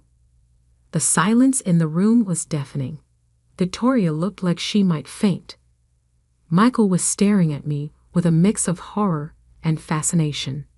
Emma had her phone out, probably trying to text their lawyers. The DNA test is happening today, I continued. I've already arranged it with the estate lawyers. They're waiting in the East Parlor. And I've made sure every reputable lab in the state has copies of my evidence. No chance of accidents with the samples. Harrison's face had gone from red to white. You can't. Can't what? Claim my rightful inheritance? My place in this family? Strange how quick you are to deny it. Almost like you've known all along that father had another child. I pulled out my final piece of evidence, a recording from Harrison's study, dated just months after James's death. His voice, crystal clear. If that girl ever shows up, bury it. I don't care how. The estate is mine. All of it. The security cameras whirred softly, capturing every moment. Every shocked face, every guilty glance. Now then, I said, taking off my maid's uniform completely and draping it over a chair. Shall we discuss how this is going to work? As a family? The DNA test results would arrive in less than an hour. But looking at their faces, I knew they already believed. The truth they tried to hide had been serving them coffee for 3 years. Watching, waiting for this exact moment. And this was just the beginning. The hour waiting for the DNA results felt like an eternity. The Blackwood family sat in stunned silence in the drawing room, each lost in their own thoughts. The only sound was the gentle whir of security cameras, still faithfully recording every moment. Harrison paced by the window, phone pressed to his ear as he argued with the family lawyers. What do you mean you can't stop it? I don't care about the will's requirements. They can't stop it, I interrupted, sitting comfortably in James's old leather chair. I made sure of that. Every reputable lab has my DNA profile. Every piece of evidence is backed up in multiple locations. Even if you somehow corrupted today's test, I just demand another. Victoria dabbed her eyes with an embroidered handkerchief. This is impossible. You can't expect us to believe that your perfect family has a secret. I smiled. Like Thomas's gambling debts? Or your tennis lessons that last 3 hours, but only bill for 1? Thomas choked on his drink. Victoria went pale. Oh yes. I know everything. I continued. 3 years is a long time to watch a family, to learn their secrets. The cameras catch so much, especially when no one thinks the maid is smart enough to access them. Margaret hadn't moved from her chair, her eyes fixed on my face. Elizabeth, she whispered. I remember her now. James was different after she left. Angry. Now I know why. A knock at the door made everyone jump. Charles Weber, the estate lawyer, entered holding an envelope. The results, he said gravely, as required by James Blackwood's will, tested against samples from all potential heirs. Harrison lunged for the envelope, but Charles held it away. As the independent executor, I'll read the results. The room held its breath as he opened the document. The DNA analysis confirms. Charles adjusted his glasses. Olivia Morgan is, with 99.9% certainty, the biological daughter of James Blackwood. The security cameras caught it all. Harrison collapsing into a chair, Victoria's muffled sob, Thomas and Emma exchanging panicked looks. Michael's quiet. I knew she looked familiar. But it was Margaret's reaction that surprised me. She stood slowly, walked across the room, and took my hands in hers. "You have his eyes," she said softly. "I should have seen it sooner. Should have questioned why he changed his will, insisted on the DNA tests. He knew. At the end, he knew about you. The will's terms are clear," Charles continued. "The estate is to be divided equally among all biological descendants of James Blackwood. Given these results, that means a four-way split between Harrison, Olivia, and Harrison's 2 biological children. 2. Victoria's voice cracked. "But we have 3. Michael's DNA," Charles paused delicately, "shows no biological relationship to the Blackwood line." Victoria's face crumpled. Michael stood up, oddly calm. "I've known for years, Mother. Found my original birth certificate when I was 16. Another secret exposed. The cameras recorded Victoria's tears, Harrison's shocked stare, the way the perfect family facade cracked completely. "Well," I said into the silence, "shall we discuss the new arrangement? I have some suggestions about the company's future, particularly regarding those irregular transfers you've been making, Harrison." He slumped in defeat. "What do you want?" "Everything I'm entitled to. My share of the estate. A seat on the board. Public acknowledgement of my identity." I leaned forward. "But most importantly, I want you to understand what it feels like to be powerless, to be treated as less than human, to be told to use the back door." Standing, I smoothed my suit, the one I'd chosen to match Harrison's. "The cameras have recorded everything. Your reactions prove you knew about me, tried to hide my existence. That's inheritance fraud. Not to mention the evidence of embezzlement, tax evasion, and various other creative accounting practices I documented." I turned to Charles. "The estate's forensic accountants should review everything from the past 5 years. Every transaction, every transfer. I'm sure they'll find it enlightening." Harrison broke. "You'll destroy this family." "No, you did that. By treating people like they were beneath you. By thinking your position made you untouchable." I gestured around the room. "Look how well that worked out. Over the next few hours, agreements were drawn up. Legal documents signed. My identity as Olivia Blackwood officially acknowledged. The estate would be divided as specified in the will, the company placed under independent audit. New board members appointed to oversee operations. Margaret insisted I move into the east wing of the mansion. Your birthright, she called it. Michael, freed from pretending to be a Blackwood, accepted a position managing one of the charitable foundations.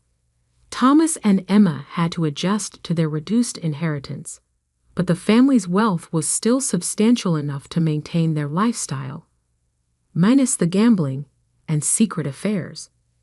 Harrison fought every change, of course, but with the evidence I'd gathered, he had no choice but to accept the new reality. 1 month later, I sat in James's old study, my study now, looking through a photo album Margaret had found, pictures of my father in his younger days, including several with my mother. They looked happy in love, until family expectations and social status tore them apart. A knock at the door interrupted my thoughts. Margaret entered, carrying a small box. I found these in James's personal safe, she said. Letters from your mother. He kept them all. And this. She handed me an envelope, yellow with age. A letter he wrote to you, never sent. With trembling hands, I opened it. My dearest daughter, By the time you read this, if you ever do, I'll be gone. I was a coward, choosing family reputation over love, over you. The DNA requirement in my will is my attempt at making things right. A chance for you to claim your place in this family, if you're half as clever as your mother. I hope someday you'll understand, even if you can't forgive.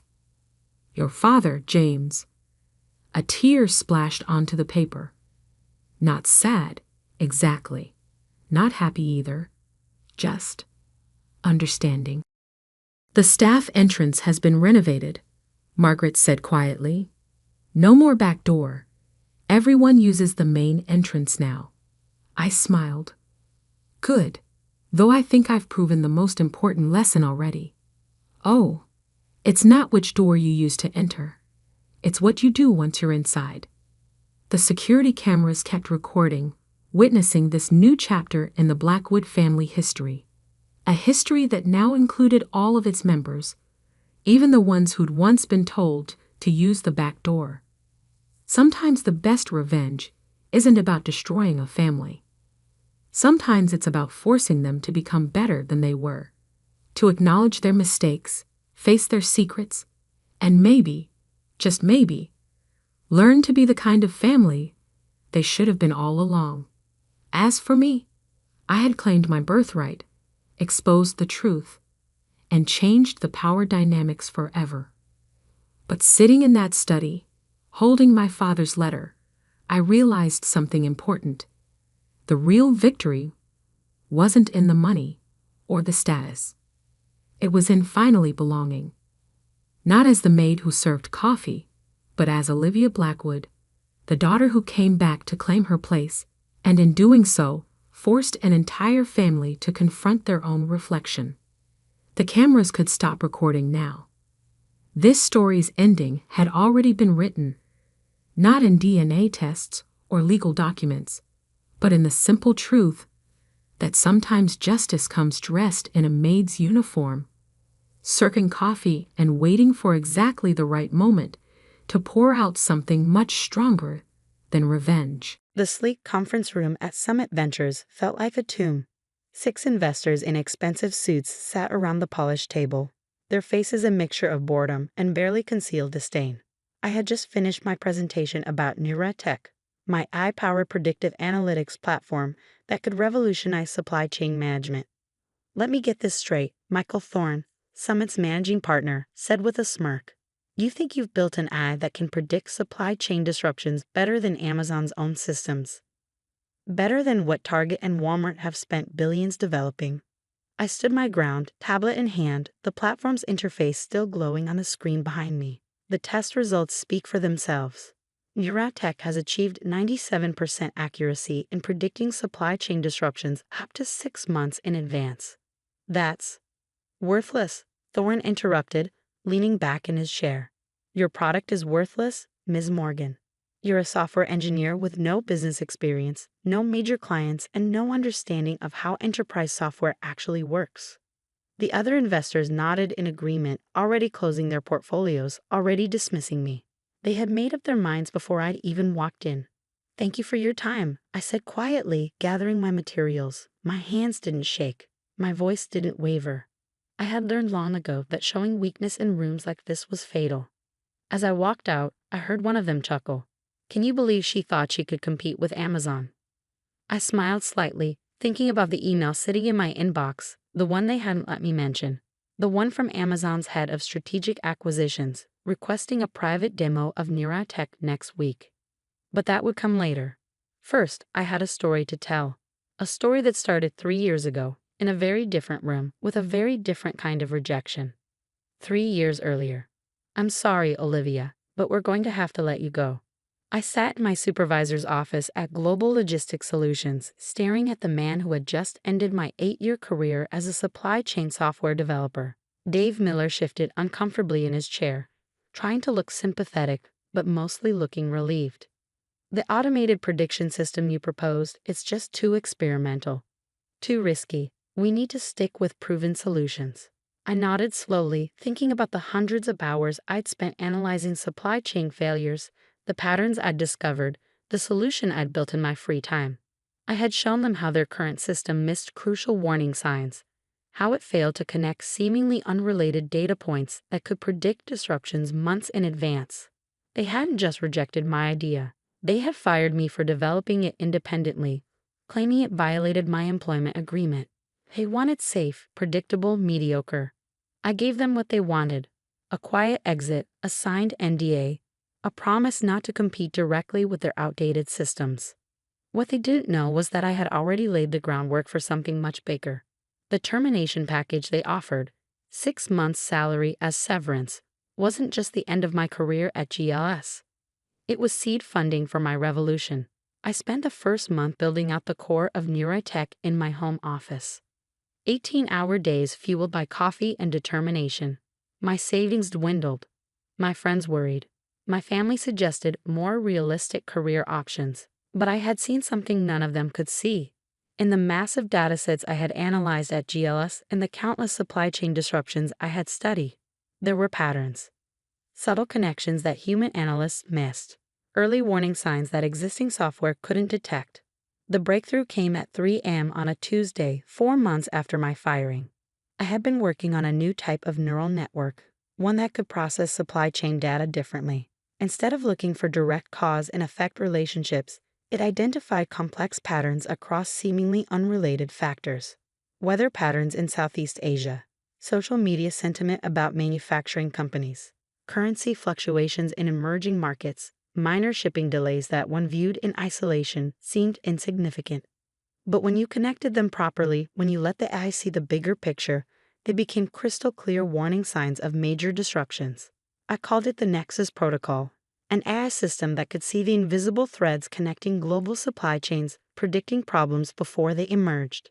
The first test run was on historical data from a major electronics manufacturer's 2019 supply chain crisis.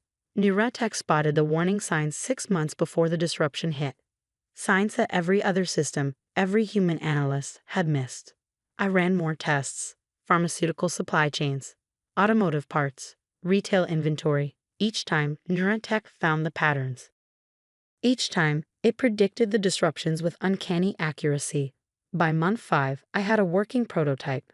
By month 6, I had preliminary patents filed. What I didn't have was money. The severance was running out, and AI infrastructure isn't cheap. That's when I met Sophia Martinez. She found me through a tech forum where I had posted some theoretical questions about neural network architecture. She was a former supply chain executive turned angel investor, and she understood immediately what I was building. "This isn't just software," she said during our first coffee meeting. "This is a fundamental shift in how we understand supply chain dynamics." She invested $250,000 for a 5% stake. More importantly, she introduced me to her network: small companies willing to beta test the system, data scientists who helped refine the algorithms, lawyers who strengthened the patents. For the next 2 years, we built in silence. No flashy announcements, no TechCrunch articles. Just quiet, relentless improvement. Neuratech evolved from a prediction tool into a comprehensive supply chain intelligence platform. It didn't just spot potential disruptions, it suggested alternative suppliers, calculated risk factors, and provided detailed mitigation strategies. The early clients were small, but the results were undeniable. A medical supply company avoided a critical shortage by switching suppliers 2 months before their primary vendor faced a production crisis. A food distributor rerouted their entire logistics network a week before unprecedented storms shut down major shipping lanes. Word started to spread in certain circles. The right circles. Companies began reaching out quietly, asking for demos, wanting to test the system against their own data. That's when the first acquisition offer came. A major consulting firm offered $50 million for the technology. I declined. They came back with $100 million. I declined again. Because by then, I had seen the full potential of what we had built. Neuratech wasn't just another enterprise software tool. It was a window into the hidden patterns that governed global commerce. And someone else had noticed. Someone big. The email arrived on a Thursday evening, just 2 days before my ill-fated meeting at Summit Ventures. "Dear Ms. Morgan, I lead strategic acquisitions at Amazon. We've been following Neuratech's development with great interest. Our preliminary analysis suggests your predictive accuracy exceeds anything currently available in the market. We would like to arrange a private demonstration next week. Regards, James Wilson, VP of Strategic Acquisitions, Amazon. I hadn't mentioned the email during my pitch at Summit Ventures. I hadn't mentioned the other interested parties, the preliminary acquisition talks, the major retailers quietly testing the system. Let them think Neuratech was worthless. Let them dismiss the woman who had spent 3 years building something they couldn't understand. Because in exactly 1 week, when Amazon's offer became public, when their phones started ringing with calls from reporters asking about the startup they had laughed out of their office, they would learn a valuable lesson. Sometimes the most valuable things are the ones you're too blind to see. I stepped into my car outside Summit Ventures, checking my calendar. The Amazon demo was scheduled for Tuesday morning. Everything was ready. Everything was perfect. Let them laugh. In a week, the laughter would stop, and a very different sound would fill those expensive conference rooms. The sound of opportunity slipping through their fingers. Amazon Seattle headquarters loomed against the gray morning sky, a testament to what happens when someone builds something others call impossible. I straightened my blazer, checked my reflection in the lobby's polished marble, and took a deep breath. Ms. Morgan, a tall woman in a crisp suit, approached, tablet in hand. I'm Jennifer Hayes, James Wilson's chief of staff. They're ready for you in the executive conference room. The elevator ride to the 23rd floor was silent. I used those 30 seconds to center myself, remembering every dismissive investor, every doubting executive, every person who said it couldn't be done. Their skepticism had only made Neuratech stronger. The conference room doors opened to reveal a scene very different from Summit Ventures. Instead of bored investors checking their phones, 12 intense-looking people sat forward in their chairs, laptops open, clearly having done their homework. James Wilson, Amazon's VP of Strategic Acquisitions, rose to greet me. He was younger than I expected, maybe early 40s, with the focused energy of someone who evaluated revolutionary technology for a living. Ms. Morgan, he said, shaking my hand firmly. Thank you for coming. We've been analyzing Neuratech's test results for the past month. Frankly, they seem too good to be true. I smiled, setting up my laptop. That's why I brought a challenge for you. Give me your 3 most difficult supply chain disruptions from the past year. Ones you didn't see coming. Let's run them through Neuratech Live. A murmur of interest ran through the room. James glanced at his team, then nodded. Amanda, get the Singapore semiconductor crisis data. Peter, the Brazilian transport strike, and let's see the European energy shortage numbers. For the next 2 hours, I ran Neuratech through its paces. The system didn't just identify the warning signs they had missed. It showed exactly how those signs connected, how they amplified each other, how they created the perfect conditions for disruption. When I showed how Neuratech could have predicted the semiconductor crisis 8 months in advance, a heavy silence fell over the room. These people had lived through that crisis, had dealt with the fallout, had explained to their bosses why they hadn't seen it coming. This is, James paused, choosing his words carefully, significantly more advanced than anything we've evaluated. How did you achieve this level of predictive accuracy? I pulled up the Nexus protocol architecture, because everyone else is looking at supply chains as linear systems. Action and reaction. Cause and effect. But they're not linear. They're neural. Every point connects to every other point in ways that traditional analytics can't see.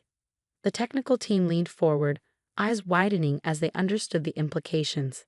This wasn't just better software. This was a fundamental reimagining of how supply chain intelligence worked. We'd like to move forward with acquisition discussions, James said finally. Our technical team will need to do a deep dive, of course. But preliminary valuation looks very promising. I nodded calmly, even as my heart raced. I should mention that we're in talks with other interested parties. Oh, we know, he smiled. Walmart's chief innovation officer has been asking about you. Target's supply chain team ran some tests, and Google's acquisition department has been sniffing around. He leaned forward. But we think Amazon is the best home for this technology. We can scale it globally within months. As I packed up my equipment, James walked me to the elevator.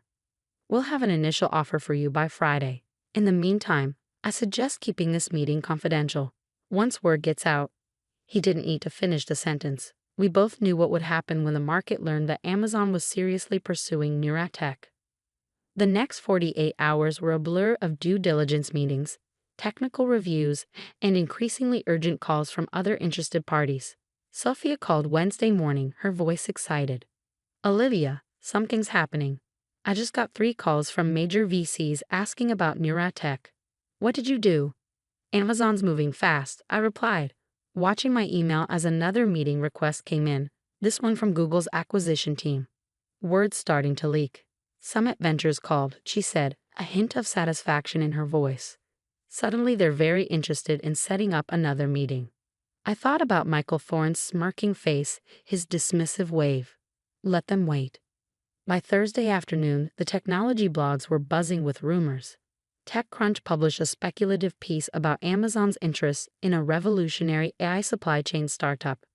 Reuters ran a story about unusual activity in the supply chain software sector.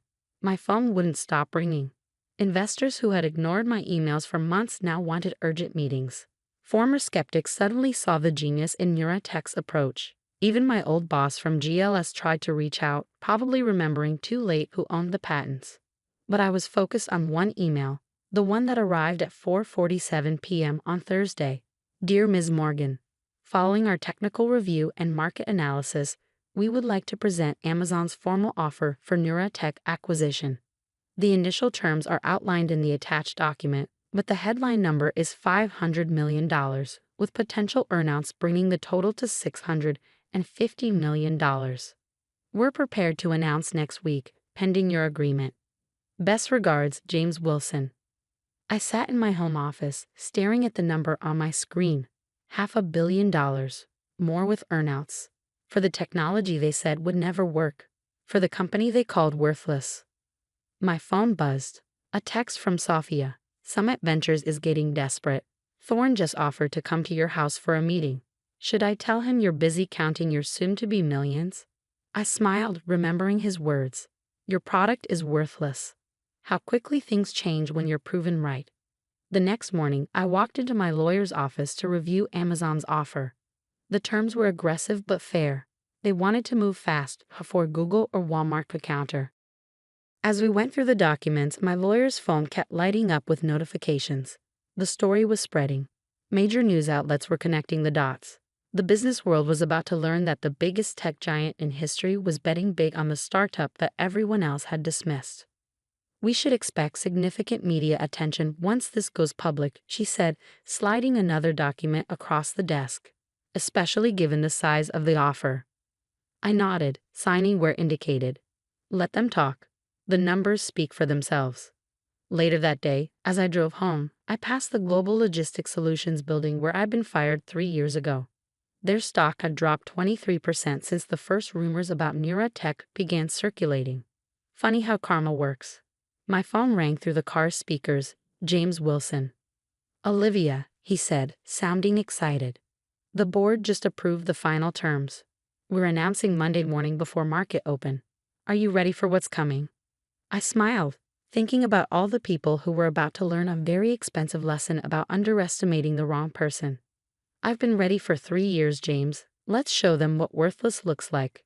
The weekend passed in a blur of final preparations, legal documents, press statements, technical transition plans. But through it all, I kept thinking about next week, when all those investors who had laughed would open their phones to see the headlines. Because sometimes success isn't just about proving your worth. Sometimes it's about watching others realize exactly how wrong they were. And on Monday morning, when Amazon's press release hit the wires, when the business world exploded with news of the $500 million acquisition, when Summit Ventures phones started ringing off the hook with angry calls from their investors wondering how they had missed this opportunity, I would be sitting quietly in my office, reading every headline, savoring every word. Let them call it luck. Let them say they almost invested. Let them scramble to explain why they dismissed a $500 million company as worthless. I had stopped caring about their opinions 3 years ago. Now I only cared about their regret. Sunday night, as the final hours ticked down to the announcement, I received one last email. From Michael Thorne. "Ms. Morgan, I feel I may have been hasty in my assessment of Neuratech. Perhaps we could meet tomorrow to discuss potential investment opportunities. Best regards, Michael Thorne, Managing Partner, Summit Ventures." I clicked delete without responding. Tomorrow, he would get his answer in the form of headlines he would never forget. Sometimes silence speaks louder than words. And sometimes the best response to worthless is to show them exactly what they missed. The stage was set. The papers were signed. And in just a few hours, the world would learn what real value looks like. Monday morning dawned clear and bright. I sat in my home office at 5:30 a.m., watching financial news channels on mute, waiting for the announcement that would change everything. My phone was already buzzing with texts from Sofia. CNBC has a breaking news graphic ready. Bloomberg's running teasers about a major tech acquisition. Wall Street Journal just went live with it. I unmuted the TV just in time to hear the CNBC anchor's voice catch with excitement. Breaking news in the tech sector. Amazon has announced the acquisition of artificial intelligence startup Neurotech for $500 million, with additional earnouts potentially bringing the total to $650 million. The company's AI-powered supply chain prediction technology has been called revolutionary by industry experts. My email inbox exploded. My phone started ringing nonstop. But I was focused on one particular notification. A LinkedIn message from Michael Thorne at Summit Ventures, timestamped 1 minute after the announcement. Olivia, please call me immediately. We need to discuss this situation. I smiled, remembering his words from just last week. Your product is worthless. Now he wanted to discuss the situation. Funny how $500 million can change someone's perspective. The morning unfolded like a perfectly choreographed symphony of validation. Every major news outlet picked up the story. Tech blogs went crazy analyzing Neurotech's potential impact on Amazon's operations. Supply chain industry publications scrambled to explain how they had missed this revolutionary technology. At 9:30 a.m., the stock market opened. Amazon's stock jumped 3% on the news. Traditional supply chain software companies saw their shares plummet. Global Logistics Solutions, my former employer, dropped 28% in the first hour of trading. By 10 a.m., my lawyer had counted 17 interview requests from major media outlets. The Wall Street Journal wanted to do a profile. Forbes was asking about their 30 under 40 list. TechCrunch had already published 3 different analyses of the acquisition. But the real drama was happening in the venture capital world. Sofia kept me updated through a steady stream of texts. 2 partners at Summit just called me in tears. 3 other VC firms that rejected us are facing angry calls from their investors. Someone just leaked that Google was preparing a $600 million counteroffer. They were too late. At 11 a.m., I finally took a call from James Wilson at Amazon. Olivia, he said, sounding excited but not surprised. The response is even bigger than we expected. Our technical team is already calling this the most important acquisition since Kiva Systems. I leaned back in my chair, watching CNBC replay clips of their interview with an AI expert explaining why Neurotech's technology was game-changing. How's the market taking it? I asked, though I already knew. We're up almost 4% now. But the real story is what's happening to our competitors. They're all scrambling to explain why they don't have anything like Neurotech. Because they had all dismissed it, just like Summit Ventures had. Just like GLS had when they fired me. At noon, I received an unexpected email from Dave Miller, my former supervisor at GLS. Olivia, I owe you an apology. When we let you go, we made a terrible mistake. I see that now. The board is asking questions about how we could have missed this opportunity. I'm not sure I'll survive the fallout. Congratulations on your success. Dave. I didn't respond. Some bridges don't need to be rebuilt. The afternoon brought more validation. Technical blogs started dissecting Neurotech's patents, marveling at the sophistication of the Nexus protocol. Supply chain experts published analyses showing how the technology could have prevented major disruptions over the past year.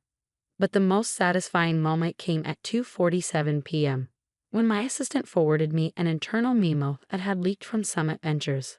All partners, in light of recent events concerning Neurotech's acquisition by Amazon, we need to immediately review our due diligence procedures. The failure to recognize this opportunity represents a significant lapse in judgment that has already drawn criticism from several major LPs. Michael Thorne's position as managing partner will be discussed at Thursday's emergency board meeting. Regards, Board of Directors.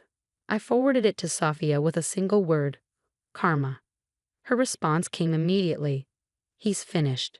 2 other partners just called me asking if you'd consider letting them invest in your next venture.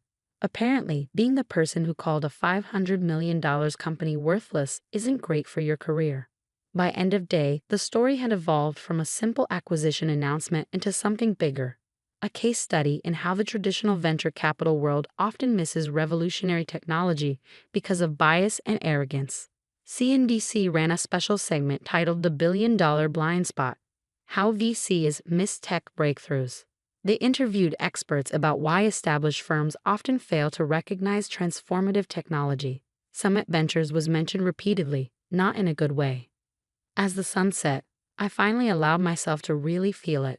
The validation, the vindication, the pure, undiluted satisfaction of being proved right in the most public, most undeniable way possible. My phone buzzed one last time. A text from James Wilson. Board wants to fast-track the integration. Can you come to Seattle next week? We're thinking bigger than just supply chain now. This could transform everything.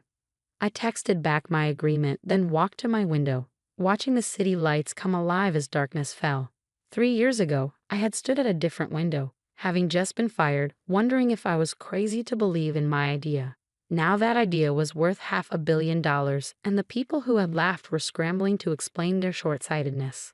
The next morning, I had one important meeting, a breakfast with Sophia to discuss the future. She was waiting at our usual cafe, grinning like a cat that caught a particularly fat canary. So, she said as I sat down, I counted at least 30 VC firms that are now claiming they almost invested in neurotech. Funny how everyone sees the vision after the fact. I smiled, stirring my coffee. Any word from Summit? Total meltdown. 3 major investors have pulled out. Thorne is being pushed out. Apparently, letting the biggest tech acquisition of the year slip through your fingers because of arrogance isn't great for business. We spent the next hour planning next steps. Amazon wanted to scale neurotech globally, but they also saw applications beyond supply chain.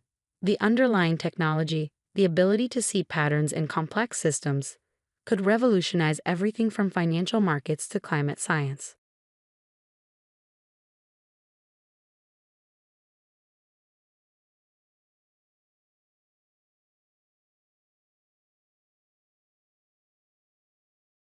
My name is Sarah Mitchell, and until 3 weeks ago, I was a senior financial analyst at Meridian Global Solutions in downtown Seattle. The kind of person who triple-checks spreadsheets, maintains immaculate records, and actually enjoys reconciling complex accounts. The kind of person who stays late not for recognition, but because numbers tell stories that need to be heard. That Wednesday morning started like any other. Seattle rain drumming against the office windows, the gentle hum of computers, and the familiar scent of coffee from the break room. I was reviewing the quarterly financial reports when Marcus Walsh, my direct supervisor, appeared at my desk. His usual swagger was missing, replaced by something tighter, more desperate. Sarah, my office. Now, I followed him, laptop in hand, already sensing something was wrong. Marcus's office had the best view in our department, floor-to-ceiling windows overlooking Elliott Bay. But today, the blinds were drawn, casting the room in artificial shadows.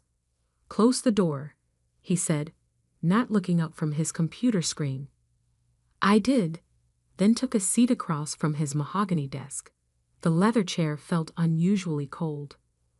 "We have a situation," Marcus began, his voice unnaturally calm.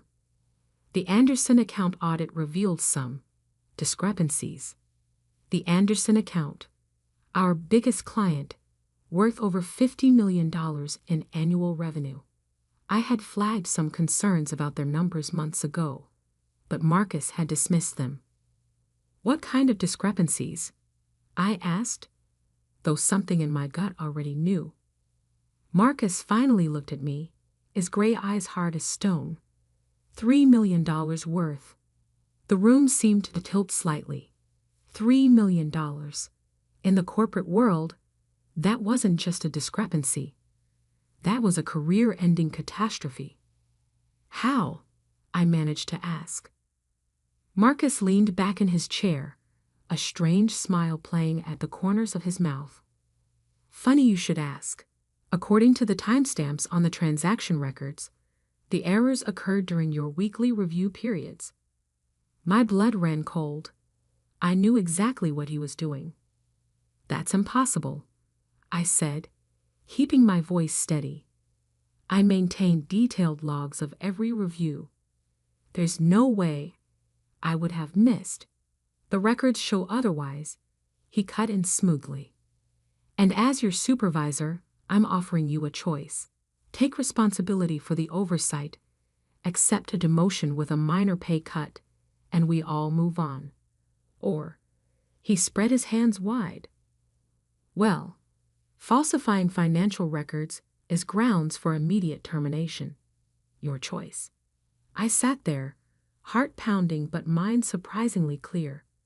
This was why he'd been so quick to dismiss my concerns about the Anderson account. He'd been covering his tracks, laying groundwork, probably altering timestamps on documents. But he'd made one critical mistake. You're right about one thing, I said, standing slowly. The records do tell the truth. All of them, including the encrypted backup logs I maintain on our secure server. The ones that show exactly who accessed those files and when.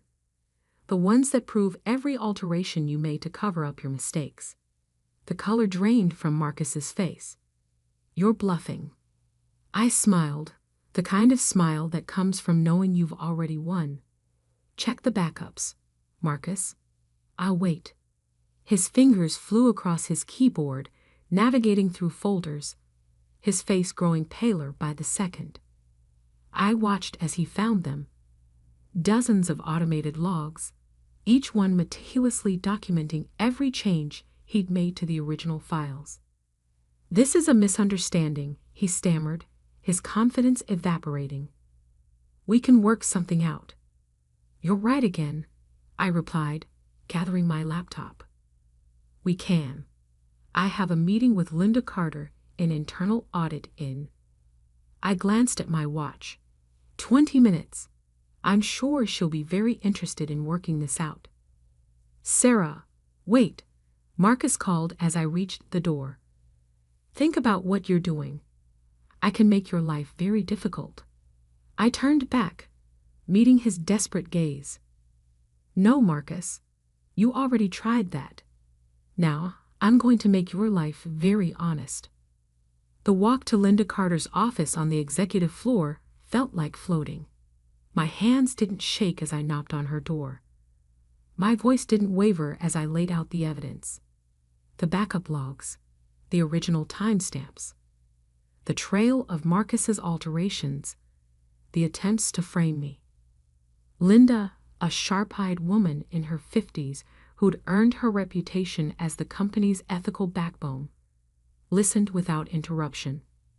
When I finished, she was quiet for a long moment. You understand the gravity of these accusations? She asked finally. Yes, I replied. That's why I brought proof. She nodded, then reached for her phone.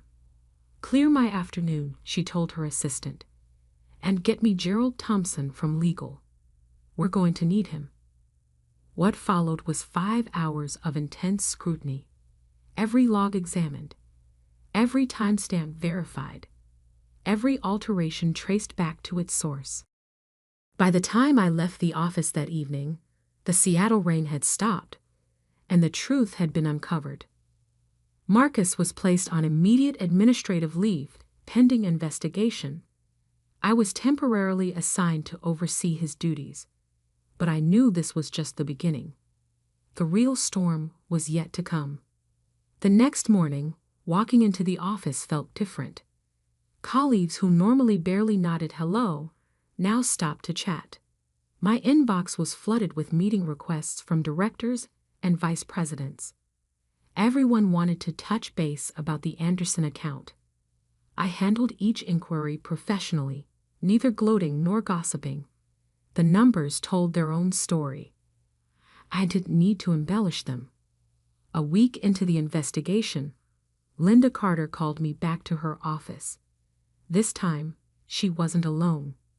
Gerald Thompson from Legal and James Morrison, our CFO, sat with her.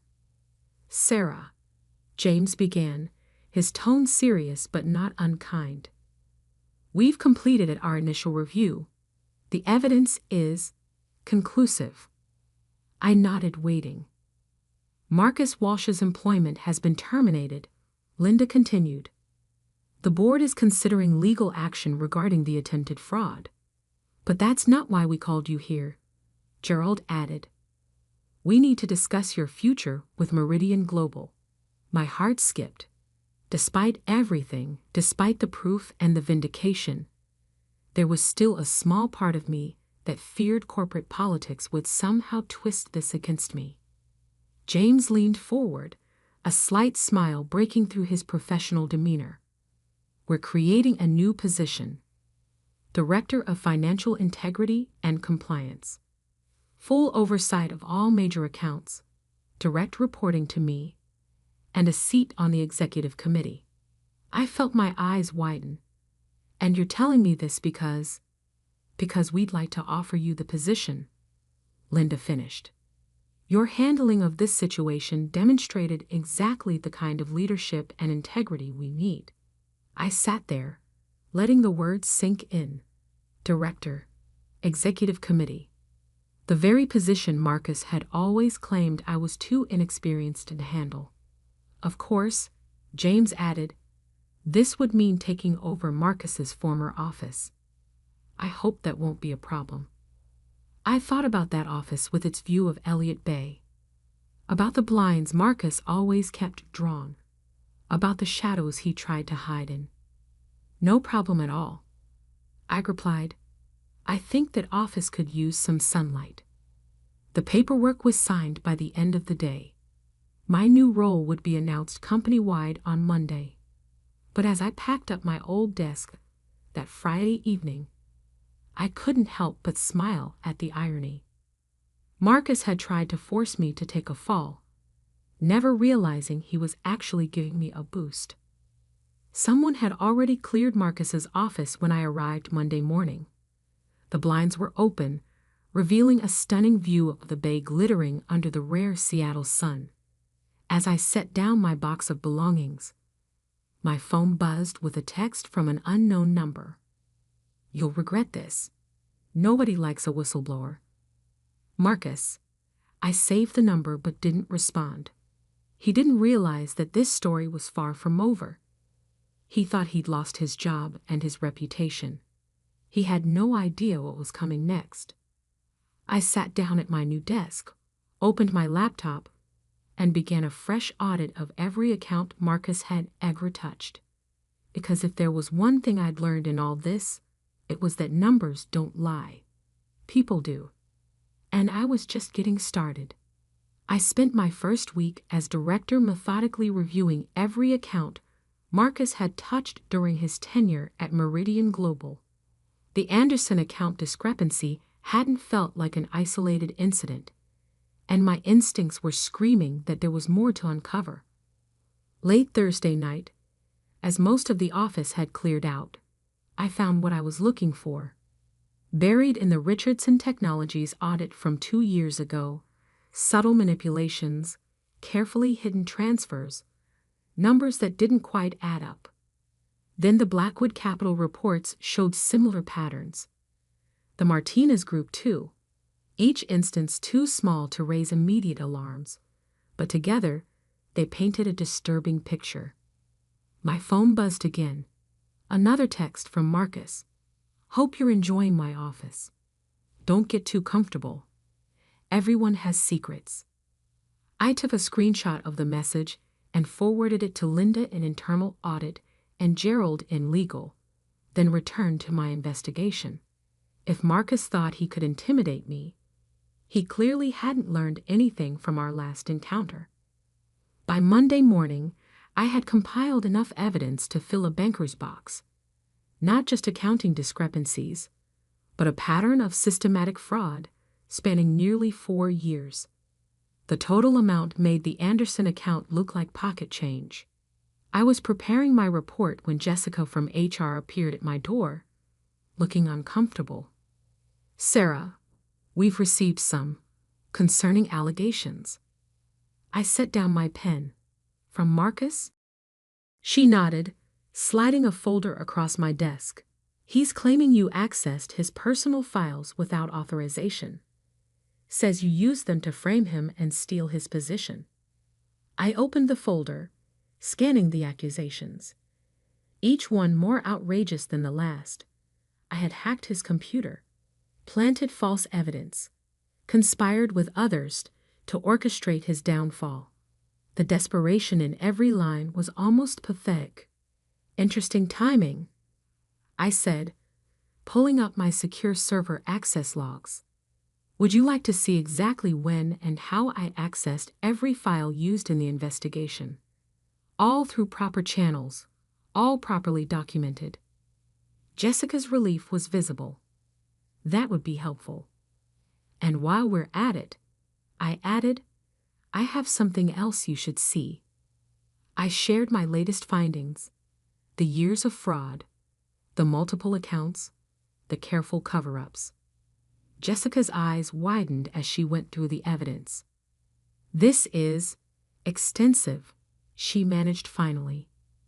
"Yes," I agreed. "And there's more. Marcus has been sending me threatening messages." I showed her the texts. "I've already forwarded them to legal, but you should probably have copies for his file." She nodded, her HR professionalism warring with obvious shock. "I'll need to escalate this immediately." "Of course," I said. "I'm heading to a meeting with James and Linda about these findings anyway. You're welcome to join us." The meeting that followed lasted 3 hours. James Morrison, our CFO, sat at the head of the conference table, his face growing grimmer with each page we reviewed. $7.8 million, he said finally. Total fraudulent manipulations across 4 years and 6 major accounts. "That we found so far," I added. "I'm still reviewing the smaller accounts." Linda Carter shook her head. "The SEC will need to be notified." "Already prepared that report," I said, sliding another folder forward, along with a detailed timeline of discovery and all supporting documentation. James looked at me with newfound respect. "You've been thorough." "Numbers don't lie," I replied. "People do. I just let the numbers tell their story." Gerald Thompson, who had been quietly taking notes, finally spoke up. "Marcus's allegations against you were a mistake. They opened the door for a deeper investigation that might have taken months to initiate otherwise." "He's panicking," Linda observed, "making amateur mistakes." "Speaking of mistakes," I said, pulling up my email. "You should see what just arrived." It was an email from Marcus, sent to the entire executive team, attempting to expose what he called a conspiracy against him. Attached were documents he claimed proved his innocence, except they were the very files that showed his alterations most clearly. "He just authenticated the evidence himself," Gerald said, almost admiringly. "By sending these files from his personal email, he's confirmed they're genuine." James stood up, straightening his tie. "Sarah, work with legal to prepare a full disclosure for the board. Linda, coordinate with our external auditors. We need to get ahead of this." As everyone filed out, Linda lingered behind. "You know," she said quietly, "when you first came to me about the Anderson account, I thought you were either very brave or very naive. Now I realize you were something else entirely." "Oh," I raised an eyebrow. "Prepared," she smiled. "You didn't just catch him. You built an airtight case that even his desperate flailing can't damage." The next few days passed in a blur of meetings, audits, and legal consultations. Marcus's attempts at retaliation had backfired spectacularly, drawing attention to aspects of his fraud that might have taken months to uncover otherwise.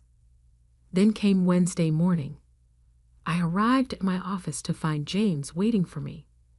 "The FBI is involved now," he said without preamble. "Marcus was arrested an hour ago. Apparently, this wasn't his first corporate fraud scheme." I sat down, letting that sink in. "Other companies?" James nodded. "2 previous employers. He'd been careful, changed his methods each time. But your investigation gave them the pattern they needed." My computer pinged with a news alert. The story had broken. Meridian Global executive arrested in multi-million-dollar fraud scheme. I scanned the article, noting how it praised the company's internal controls and swift action once the fraud was discovered. "The board is pleased with how we handled this," James continued. "Particularly your role. They approved a new compliance initiative. Full department, expanded authority, increased budget." "Sounds like a lot of work," I observed. "It is," he agreed. "That's why they're promoting you again. Executive Vice President of Compliance and Risk Management. Interested?" I looked around my office, the one I'd only occupied for a few weeks, the one Marcus had tried to use to threaten me. It already felt small. "When do I start?" The following Monday, I walked into my new executive suite on the top floor. Floor-to-ceiling windows offered a panoramic view of Seattle, the bay sparkling under morning sun. But it wasn't the view that made me smile. It was the email from the FBI's Financial Crimes Unit requesting a meeting to discuss their ongoing investigation into corporate fraud. Attached was a familiar name. Marcus's previous supervisor from his last job, the one who had given him a neutral reference despite suspicions of misconduct, the one who had helped him move on to Meridian Global, where he could continue his schemes. I opened my investigation files and began a new folder, because some stories don't end with one person's downfall. Sometimes they lead to deeper truths that need to be uncovered. Marcus thought he could threaten me with secrets, never realizing that secrets were exactly what I was best at exposing. My phone buzzed one last time. A final text from Marcus, probably sent just before his arrest. "You have no idea what you've started." I smiled, saving the message with all the others. Evidence was evidence, after all. "Actually," I said to my empty office, "I know exactly why I've started." 3 months later, I sat in my executive suite, reviewing the final report on Marcus's case. His guilty plea had opened up investigations at 5 other companies. $32 million in total fraud exposed, 18 conspirators charged, a web of corporate corruption unraveled because one person refused to take the fall. The view from my office now stretched beyond Seattle's skyline. I could see all the way to the mountains, clear and sharp against the horizon. But more importantly, I could see the future. One where numbers told their true stories, where integrity wasn't just a corporate buzzword, and where taking a stand didn't mean taking a fall. Linda stopped by that afternoon, a knowing smile on her face. "The board wants you to speak at the annual leadership conference," she said. "Share your insights on building a culture of transparency." "Interesting," I replied. "Any particular focus they want me to address?" "Just one," she grinned. "How to tell when someone's offering you a fall you should refuse." I thought about that moment in Marcus's office, when he tried to make me choose between my integrity and my career. He never understood that by refusing to fall, I'd actually learned to fly. "I think I can handle that," I said, turning to my computer to begin outlining my speech. Because some stories need to be told, not just for justice, but for change. The Seattle rain had returned, drumming against my office windows. But this time, it didn't sound like a warning. It sounded like applause. My name is Sarah Mitchell, and until 3 weeks ago, I was a senior financial analyst at Meridian Global Solutions in downtown Seattle. The kind of person who triple-checks spreadsheets, maintains immaculate records, and actually enjoys reconciling complex accounts. The kind of person who stays late not for recognition, but because numbers tell stories that need to be heard. That Wednesday morning started like any other. Seattle rain drumming against the office windows, the gentle hum of computers, and the familiar scent of coffee from the break room. I was reviewing the quarterly financial reports when Marcus Walsh, my direct supervisor, appeared at my desk. His usual swagger was missing, replaced by something tighter, more desperate. Sarah, my office. Now, I followed him, laptop in hand, already sensing something was wrong. Marcus's office had the best view in our department, floor-to-ceiling windows overlooking Elliott Bay. But today, the blinds were drawn, casting the room in artificial shadows. "Close the door," he said, not looking up from his computer screen. I did, then took a seat across from his mahogany desk. The leather chair felt unusually cold. "We have a situation," Marcus began, his voice unnaturally calm. "The Anderson account audit revealed some discrepancies. The Anderson account, our biggest client, worth over $50 million in annual revenue. I had flagged some concerns about their numbers months ago, but Marcus had dismissed them." "What kind of discrepancies?" I asked, though something in my gut already knew. Marcus finally looked at me, his gray eyes hard as stone. $3 million worth. The room seemed to tilt slightly. $3 million. In the corporate world, that wasn't just a discrepancy. That was a career-ending catastrophe. "How?" I managed to ask. Marcus leaned back in his chair, a strange smile playing at the corners of his mouth. "Funny you should ask. According to the timestamps on the transaction records, the errors occurred during your weekly review periods." My blood ran cold. I knew exactly what he was doing. "That's impossible," I said. When people walked past me in the halls of Riverstone Technologies, their eyes would slide right over me, like I was part of the furniture. Just another shadow in a gray uniform, pushing a cleaning cart through their gleaming offices. That's the thing about being a janitor. You become invisible, but invisibility has its advantages, especially when you're building an empire right under their noses. My name is Marcus Torres, and for 5 years, I cleaned the offices of the most arrogant tech executives in Seattle while secretly running a software company that would eventually make them all look like fools. It started on a rainy Tuesday evening in 2018. I was emptying the trash in Bradley Morrison's corner office, the CEO who loved to remind everyone of his Harvard MBA, when I noticed a document left open on his desk. A software development contract worth $2.3 million for a basic inventory management system. The kind of system I could build in my sleep. You see, before life threw me some curveballs, I had a master's in computer science from MIT, but a family crisis, a sick mother, and mounting medical bills had forced me to take whatever work I could find. The janitorial position at Riverstone paid reliably and offered health insurance.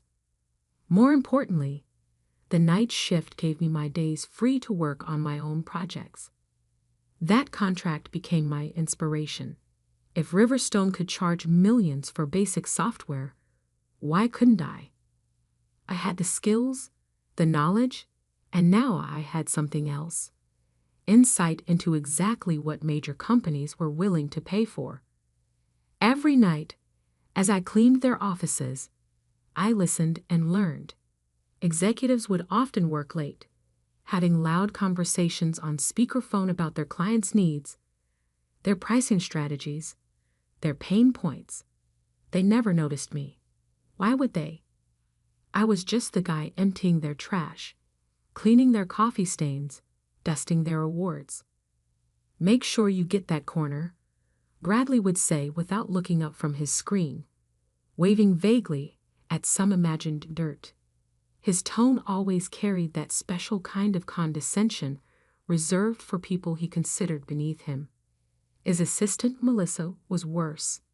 The janitor doesn't understand English very well. She'd tell visitors with a stage whisper, assuming my brown skin meant I was an immigrant. I never corrected her. Let them underestimate me. I spoke 4 languages fluently and was coding complex algorithms while they were still learning their ABCs. During my days, I built my company, Taurus Solutions. Working from my small apartment, I developed software that was faster, more intuitive, and far more sophisticated than anything Riverstone was selling. My first client came through an online freelancing platform. A small manufacturing company needed an inventory system. I charged them 1/10 of what Riverstone would have, delivered in half the time. That first success led to another, then another. I reinvested every penny into the business, living frugally in my 1-bedroom apartment, driving my old Toyota, and maintaining my janitor position. Not just for the steady paycheck, but for the invaluable market intelligence. We lost the McKinley contract. I overheard Bradley telling his board one evening while I mopped the conference room floor. They said our pricing was too high and our technology too outdated. I smiled to myself. I knew exactly who had won that contract: Taurus Solutions.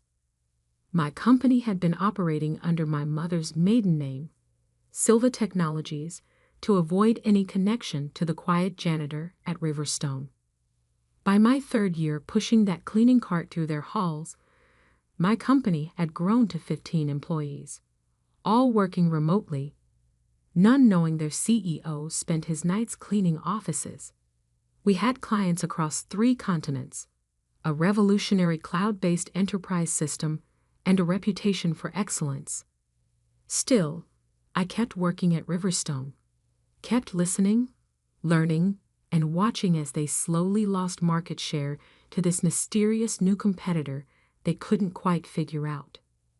"Silva Technologies is eating our lunch," Bradley ranted one evening, pacing his office while I cleaned his windows. "Their software is better, faster, and they're undercutting us at every turn. How the hell are they doing it?" I had to turn away to hide my smile. If he only knew the answer was right there, Windex bottle in hand, making his windows sparkle. The real turning point came during their annual company party. I wasn't invited, of course, but I was there anyway, refilling water pitchers and clearing away plates. Bradley had too much to drink and was holding court near the bar. "Let me tell you the secret to success," he announced to a group of young employees. "It's about knowing your place in the world. Take our janitor here." He gestured vaguely in my direction. "Some people are meant to clean floors, and some are meant to run companies. That's just how the world works." The group laughed, that uncomfortable laugh people use when they know something isn't right, but don't have the courage to say so. I memorized each of their faces. They would learn soon enough how wrong Bradley was. That night, after my shift, I sat in my car in the empty parking lot and made a call to my board of directors. Successful industry veterans who had invested in Taurus Solutions but had never met me in person. "It's time," I told them. "Let's make an offer on the Riverstone building." The piece of paper that would change everything arrived 3 weeks later, delivered to Bradley Morrison's desk in a thick envelope right before I started my evening shift. I made sure I was cleaning nearby when he opened it. His face turned pale as he read, then red with anger. "This has to be a joke. he sputtered, storming out to the main office area. Silva Technologies just bought our building. They're our new landlord. I continued cleaning, hiding my satisfaction as chaos erupted around me. Soon they would all know exactly who owned Silva Technologies. Soon they would understand that the man they had looked down on for years was about to become not just their landlord, but their biggest competitor. The next morning would bring a reckoning none of them saw coming, and I would finally reveal that success isn't about knowing your place, it's about creating it, even if you have to start with a mop in your hands. The morning of the revelation, I arrived at Riverstone Technologies dressed differently than usual. Instead of my gray janitor's uniform, I wore a tailored charcoal suit that cost more than Bradley Morrison made in a month. The security guard at the front desk, who had barely glanced at me for 5 years, did a double take. "Sir, can I help you?" he asked, not recognizing the man who had nodded hello to him every evening for half a decade. I smiled, pulling out my ID. "Marcus Torres, CEO of Silva Technologies. I believe you received a memo about our representatives arriving this morning." His eyes widened as recognition slowly dawned. "Wait, aren't you?" "Yes, James," I said, using his first name, something that made him blink in surprise. "I'm also the night janitor. Or I was, until yesterday. I've already submitted my resignation letter to the facilities management company." I left him staring after me as I walked to the elevator, my leather shoes clicking against the marble floor instead of the quiet squeak of my work boots. The same elevator I had cleaned thousands of times now carried me upward, my reflection in its polished walls showing a man stepping fully into his power. The office was already buzzing when I stepped out onto the executive floor. News of Silva Technologies buying the building had spread like wildfire, and a crowd had gathered near Bradley's office. Through the glass walls, I could see him gesturing angrily on a phone call. Melissa, his assistant, was the first to spot me. "Excuse me, this area is for..." Her voice trailed off as she squinted at me. "Do I know you?" "You do," I replied calmly, "although you usually tell visitors I don't understand English very well." The color drained from her face. Several heads turned in our direction as recognition rippled through the crowd. Bradley, noticing the sudden silence, looked up from his phone call. Our eyes met through the glass wall, and I saw the exact moment understanding hit him. He dropped his phone. "Security," he shouted, rushing out of his office. "What is the meaning of this?" I reached into my briefcase and pulled out a stack of documents. "The meaning is quite simple, Mr. Morrison.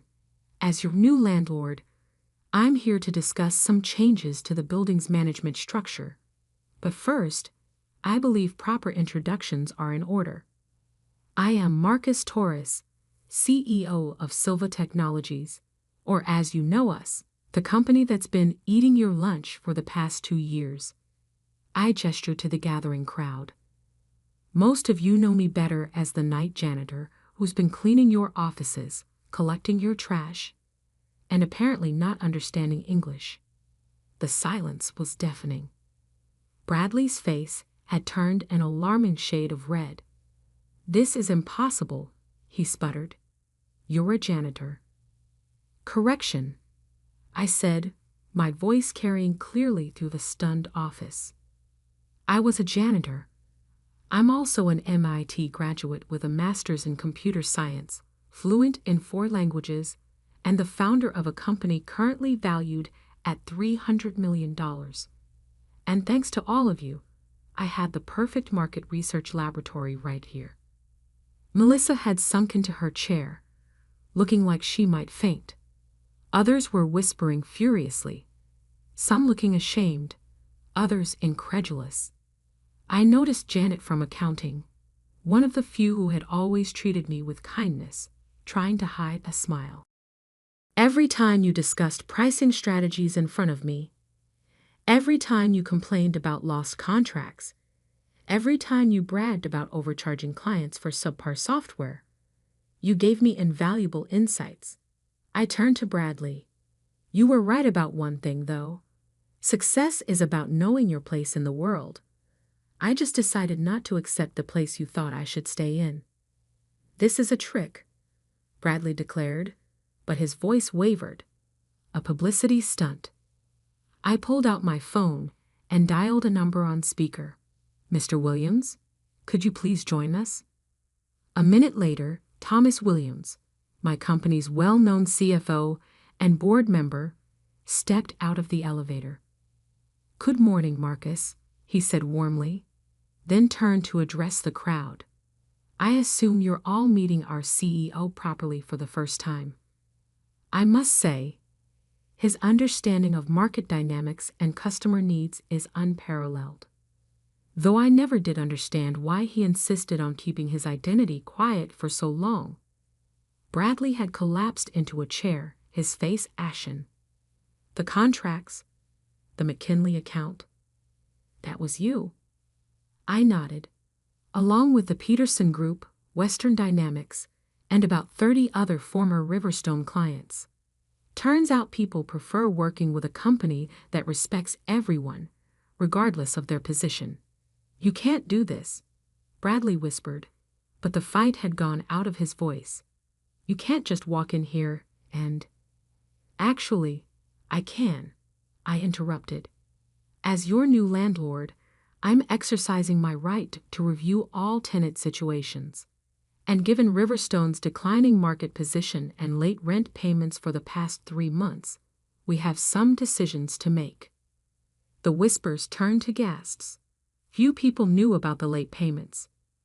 I had seen the notices while cleaning the accounting department. We're making changes to the building's operational structure, I continued.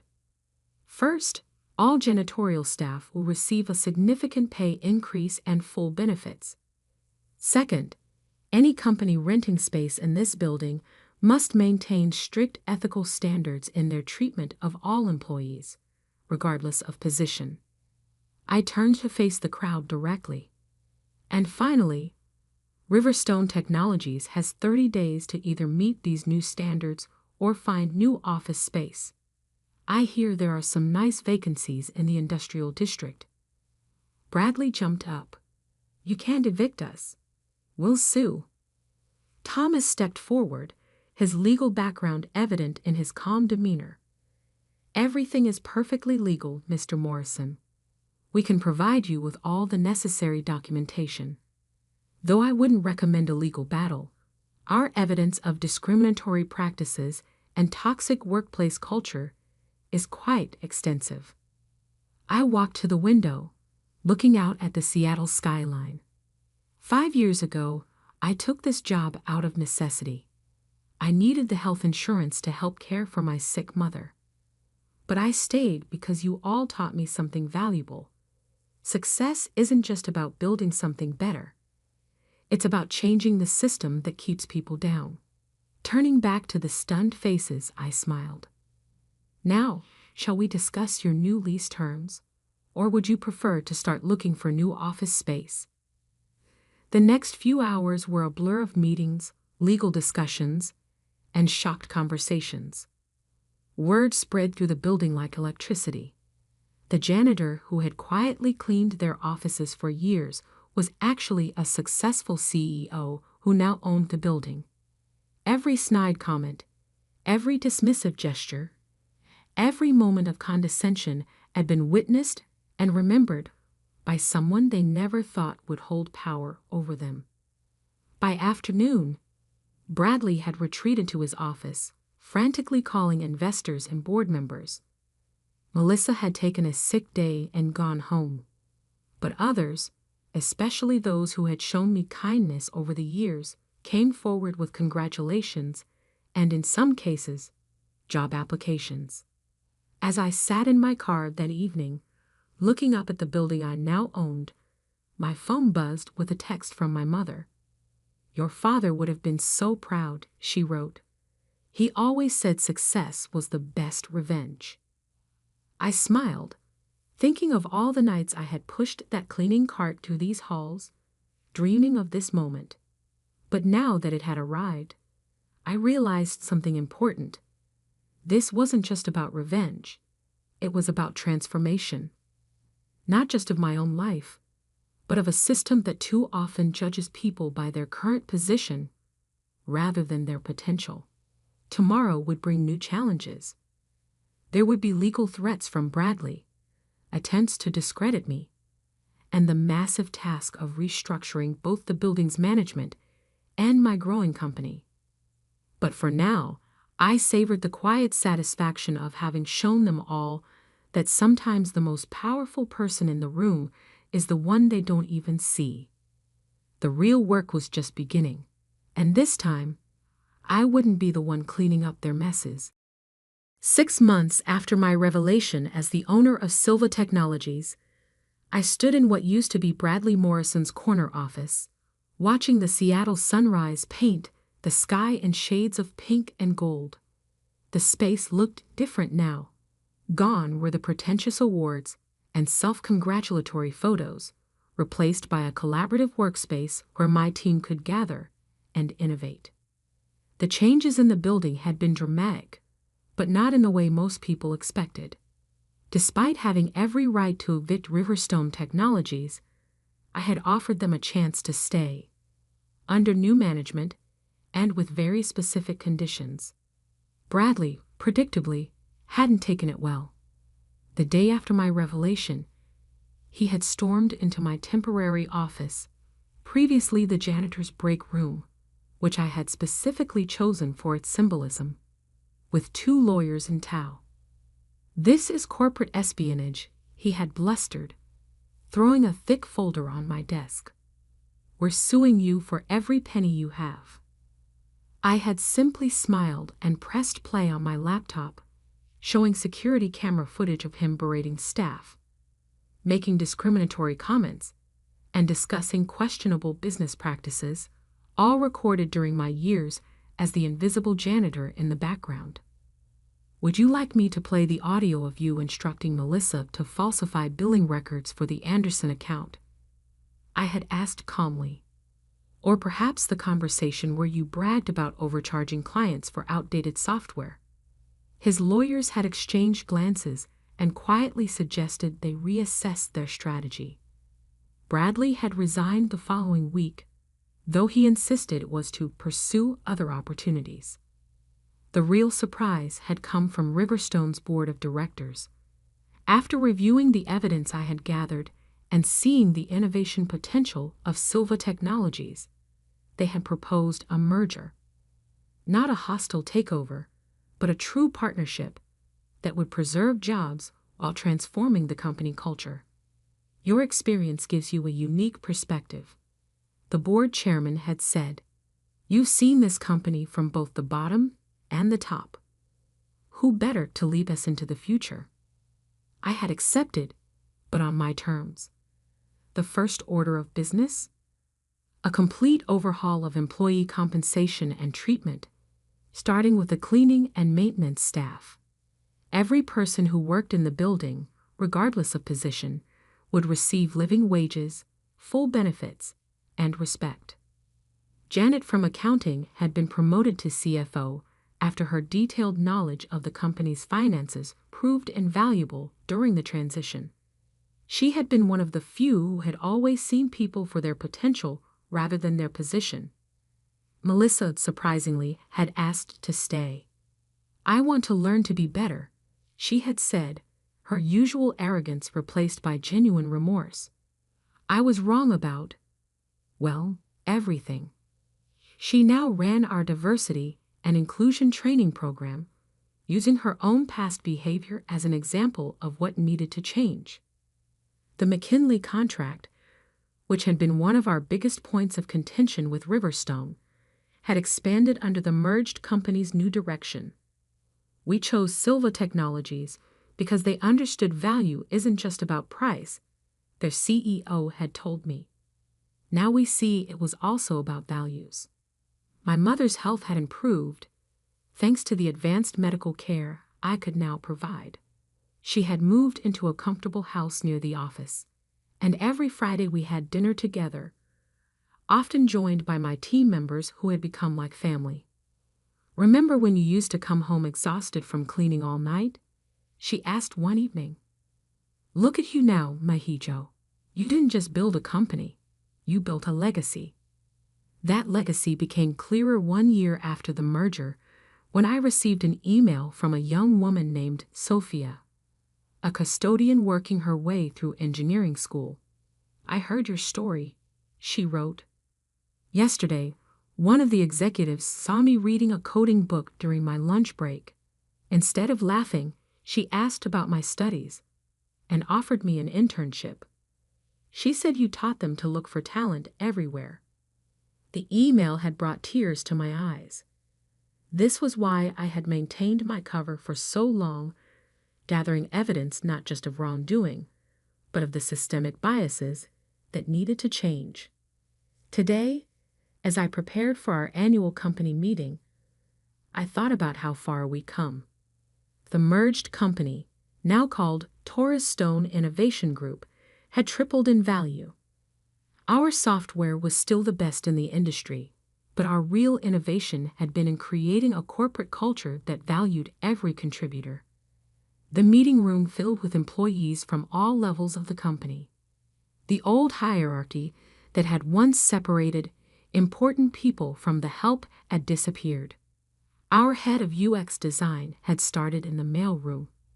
Our newest board member had previously worked as a parking attendant while earning his MBA. "Good morning," I began, looking out at the faces before me.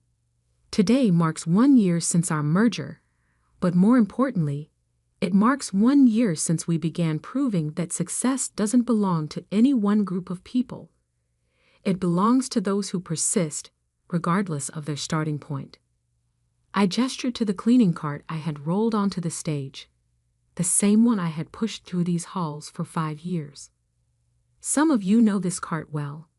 I kept it as a reminder that dignity isn't given by position. It's inherent in every person who shows up and does their best work, whatever that work may be. The room was silent, many nodding in understanding. Last quarter, our profits exceeded projections by 45%. Our employee satisfaction scores are the highest in the industry. And just yesterday, Forbes magazine named us one of the best companies to work for, specifically citing our practice of promoting from within and recognizing potential in unexpected places. I smiled, thinking of Bradley and his beliefs about people knowing their place. But our real success isn't in the numbers. It's in the stories I hear every day.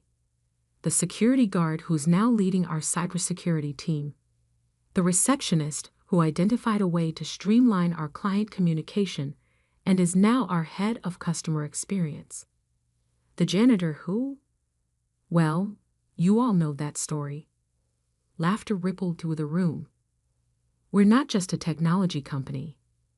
We're proof that the greatest untapped resource in any organization is the human potential they fail to see.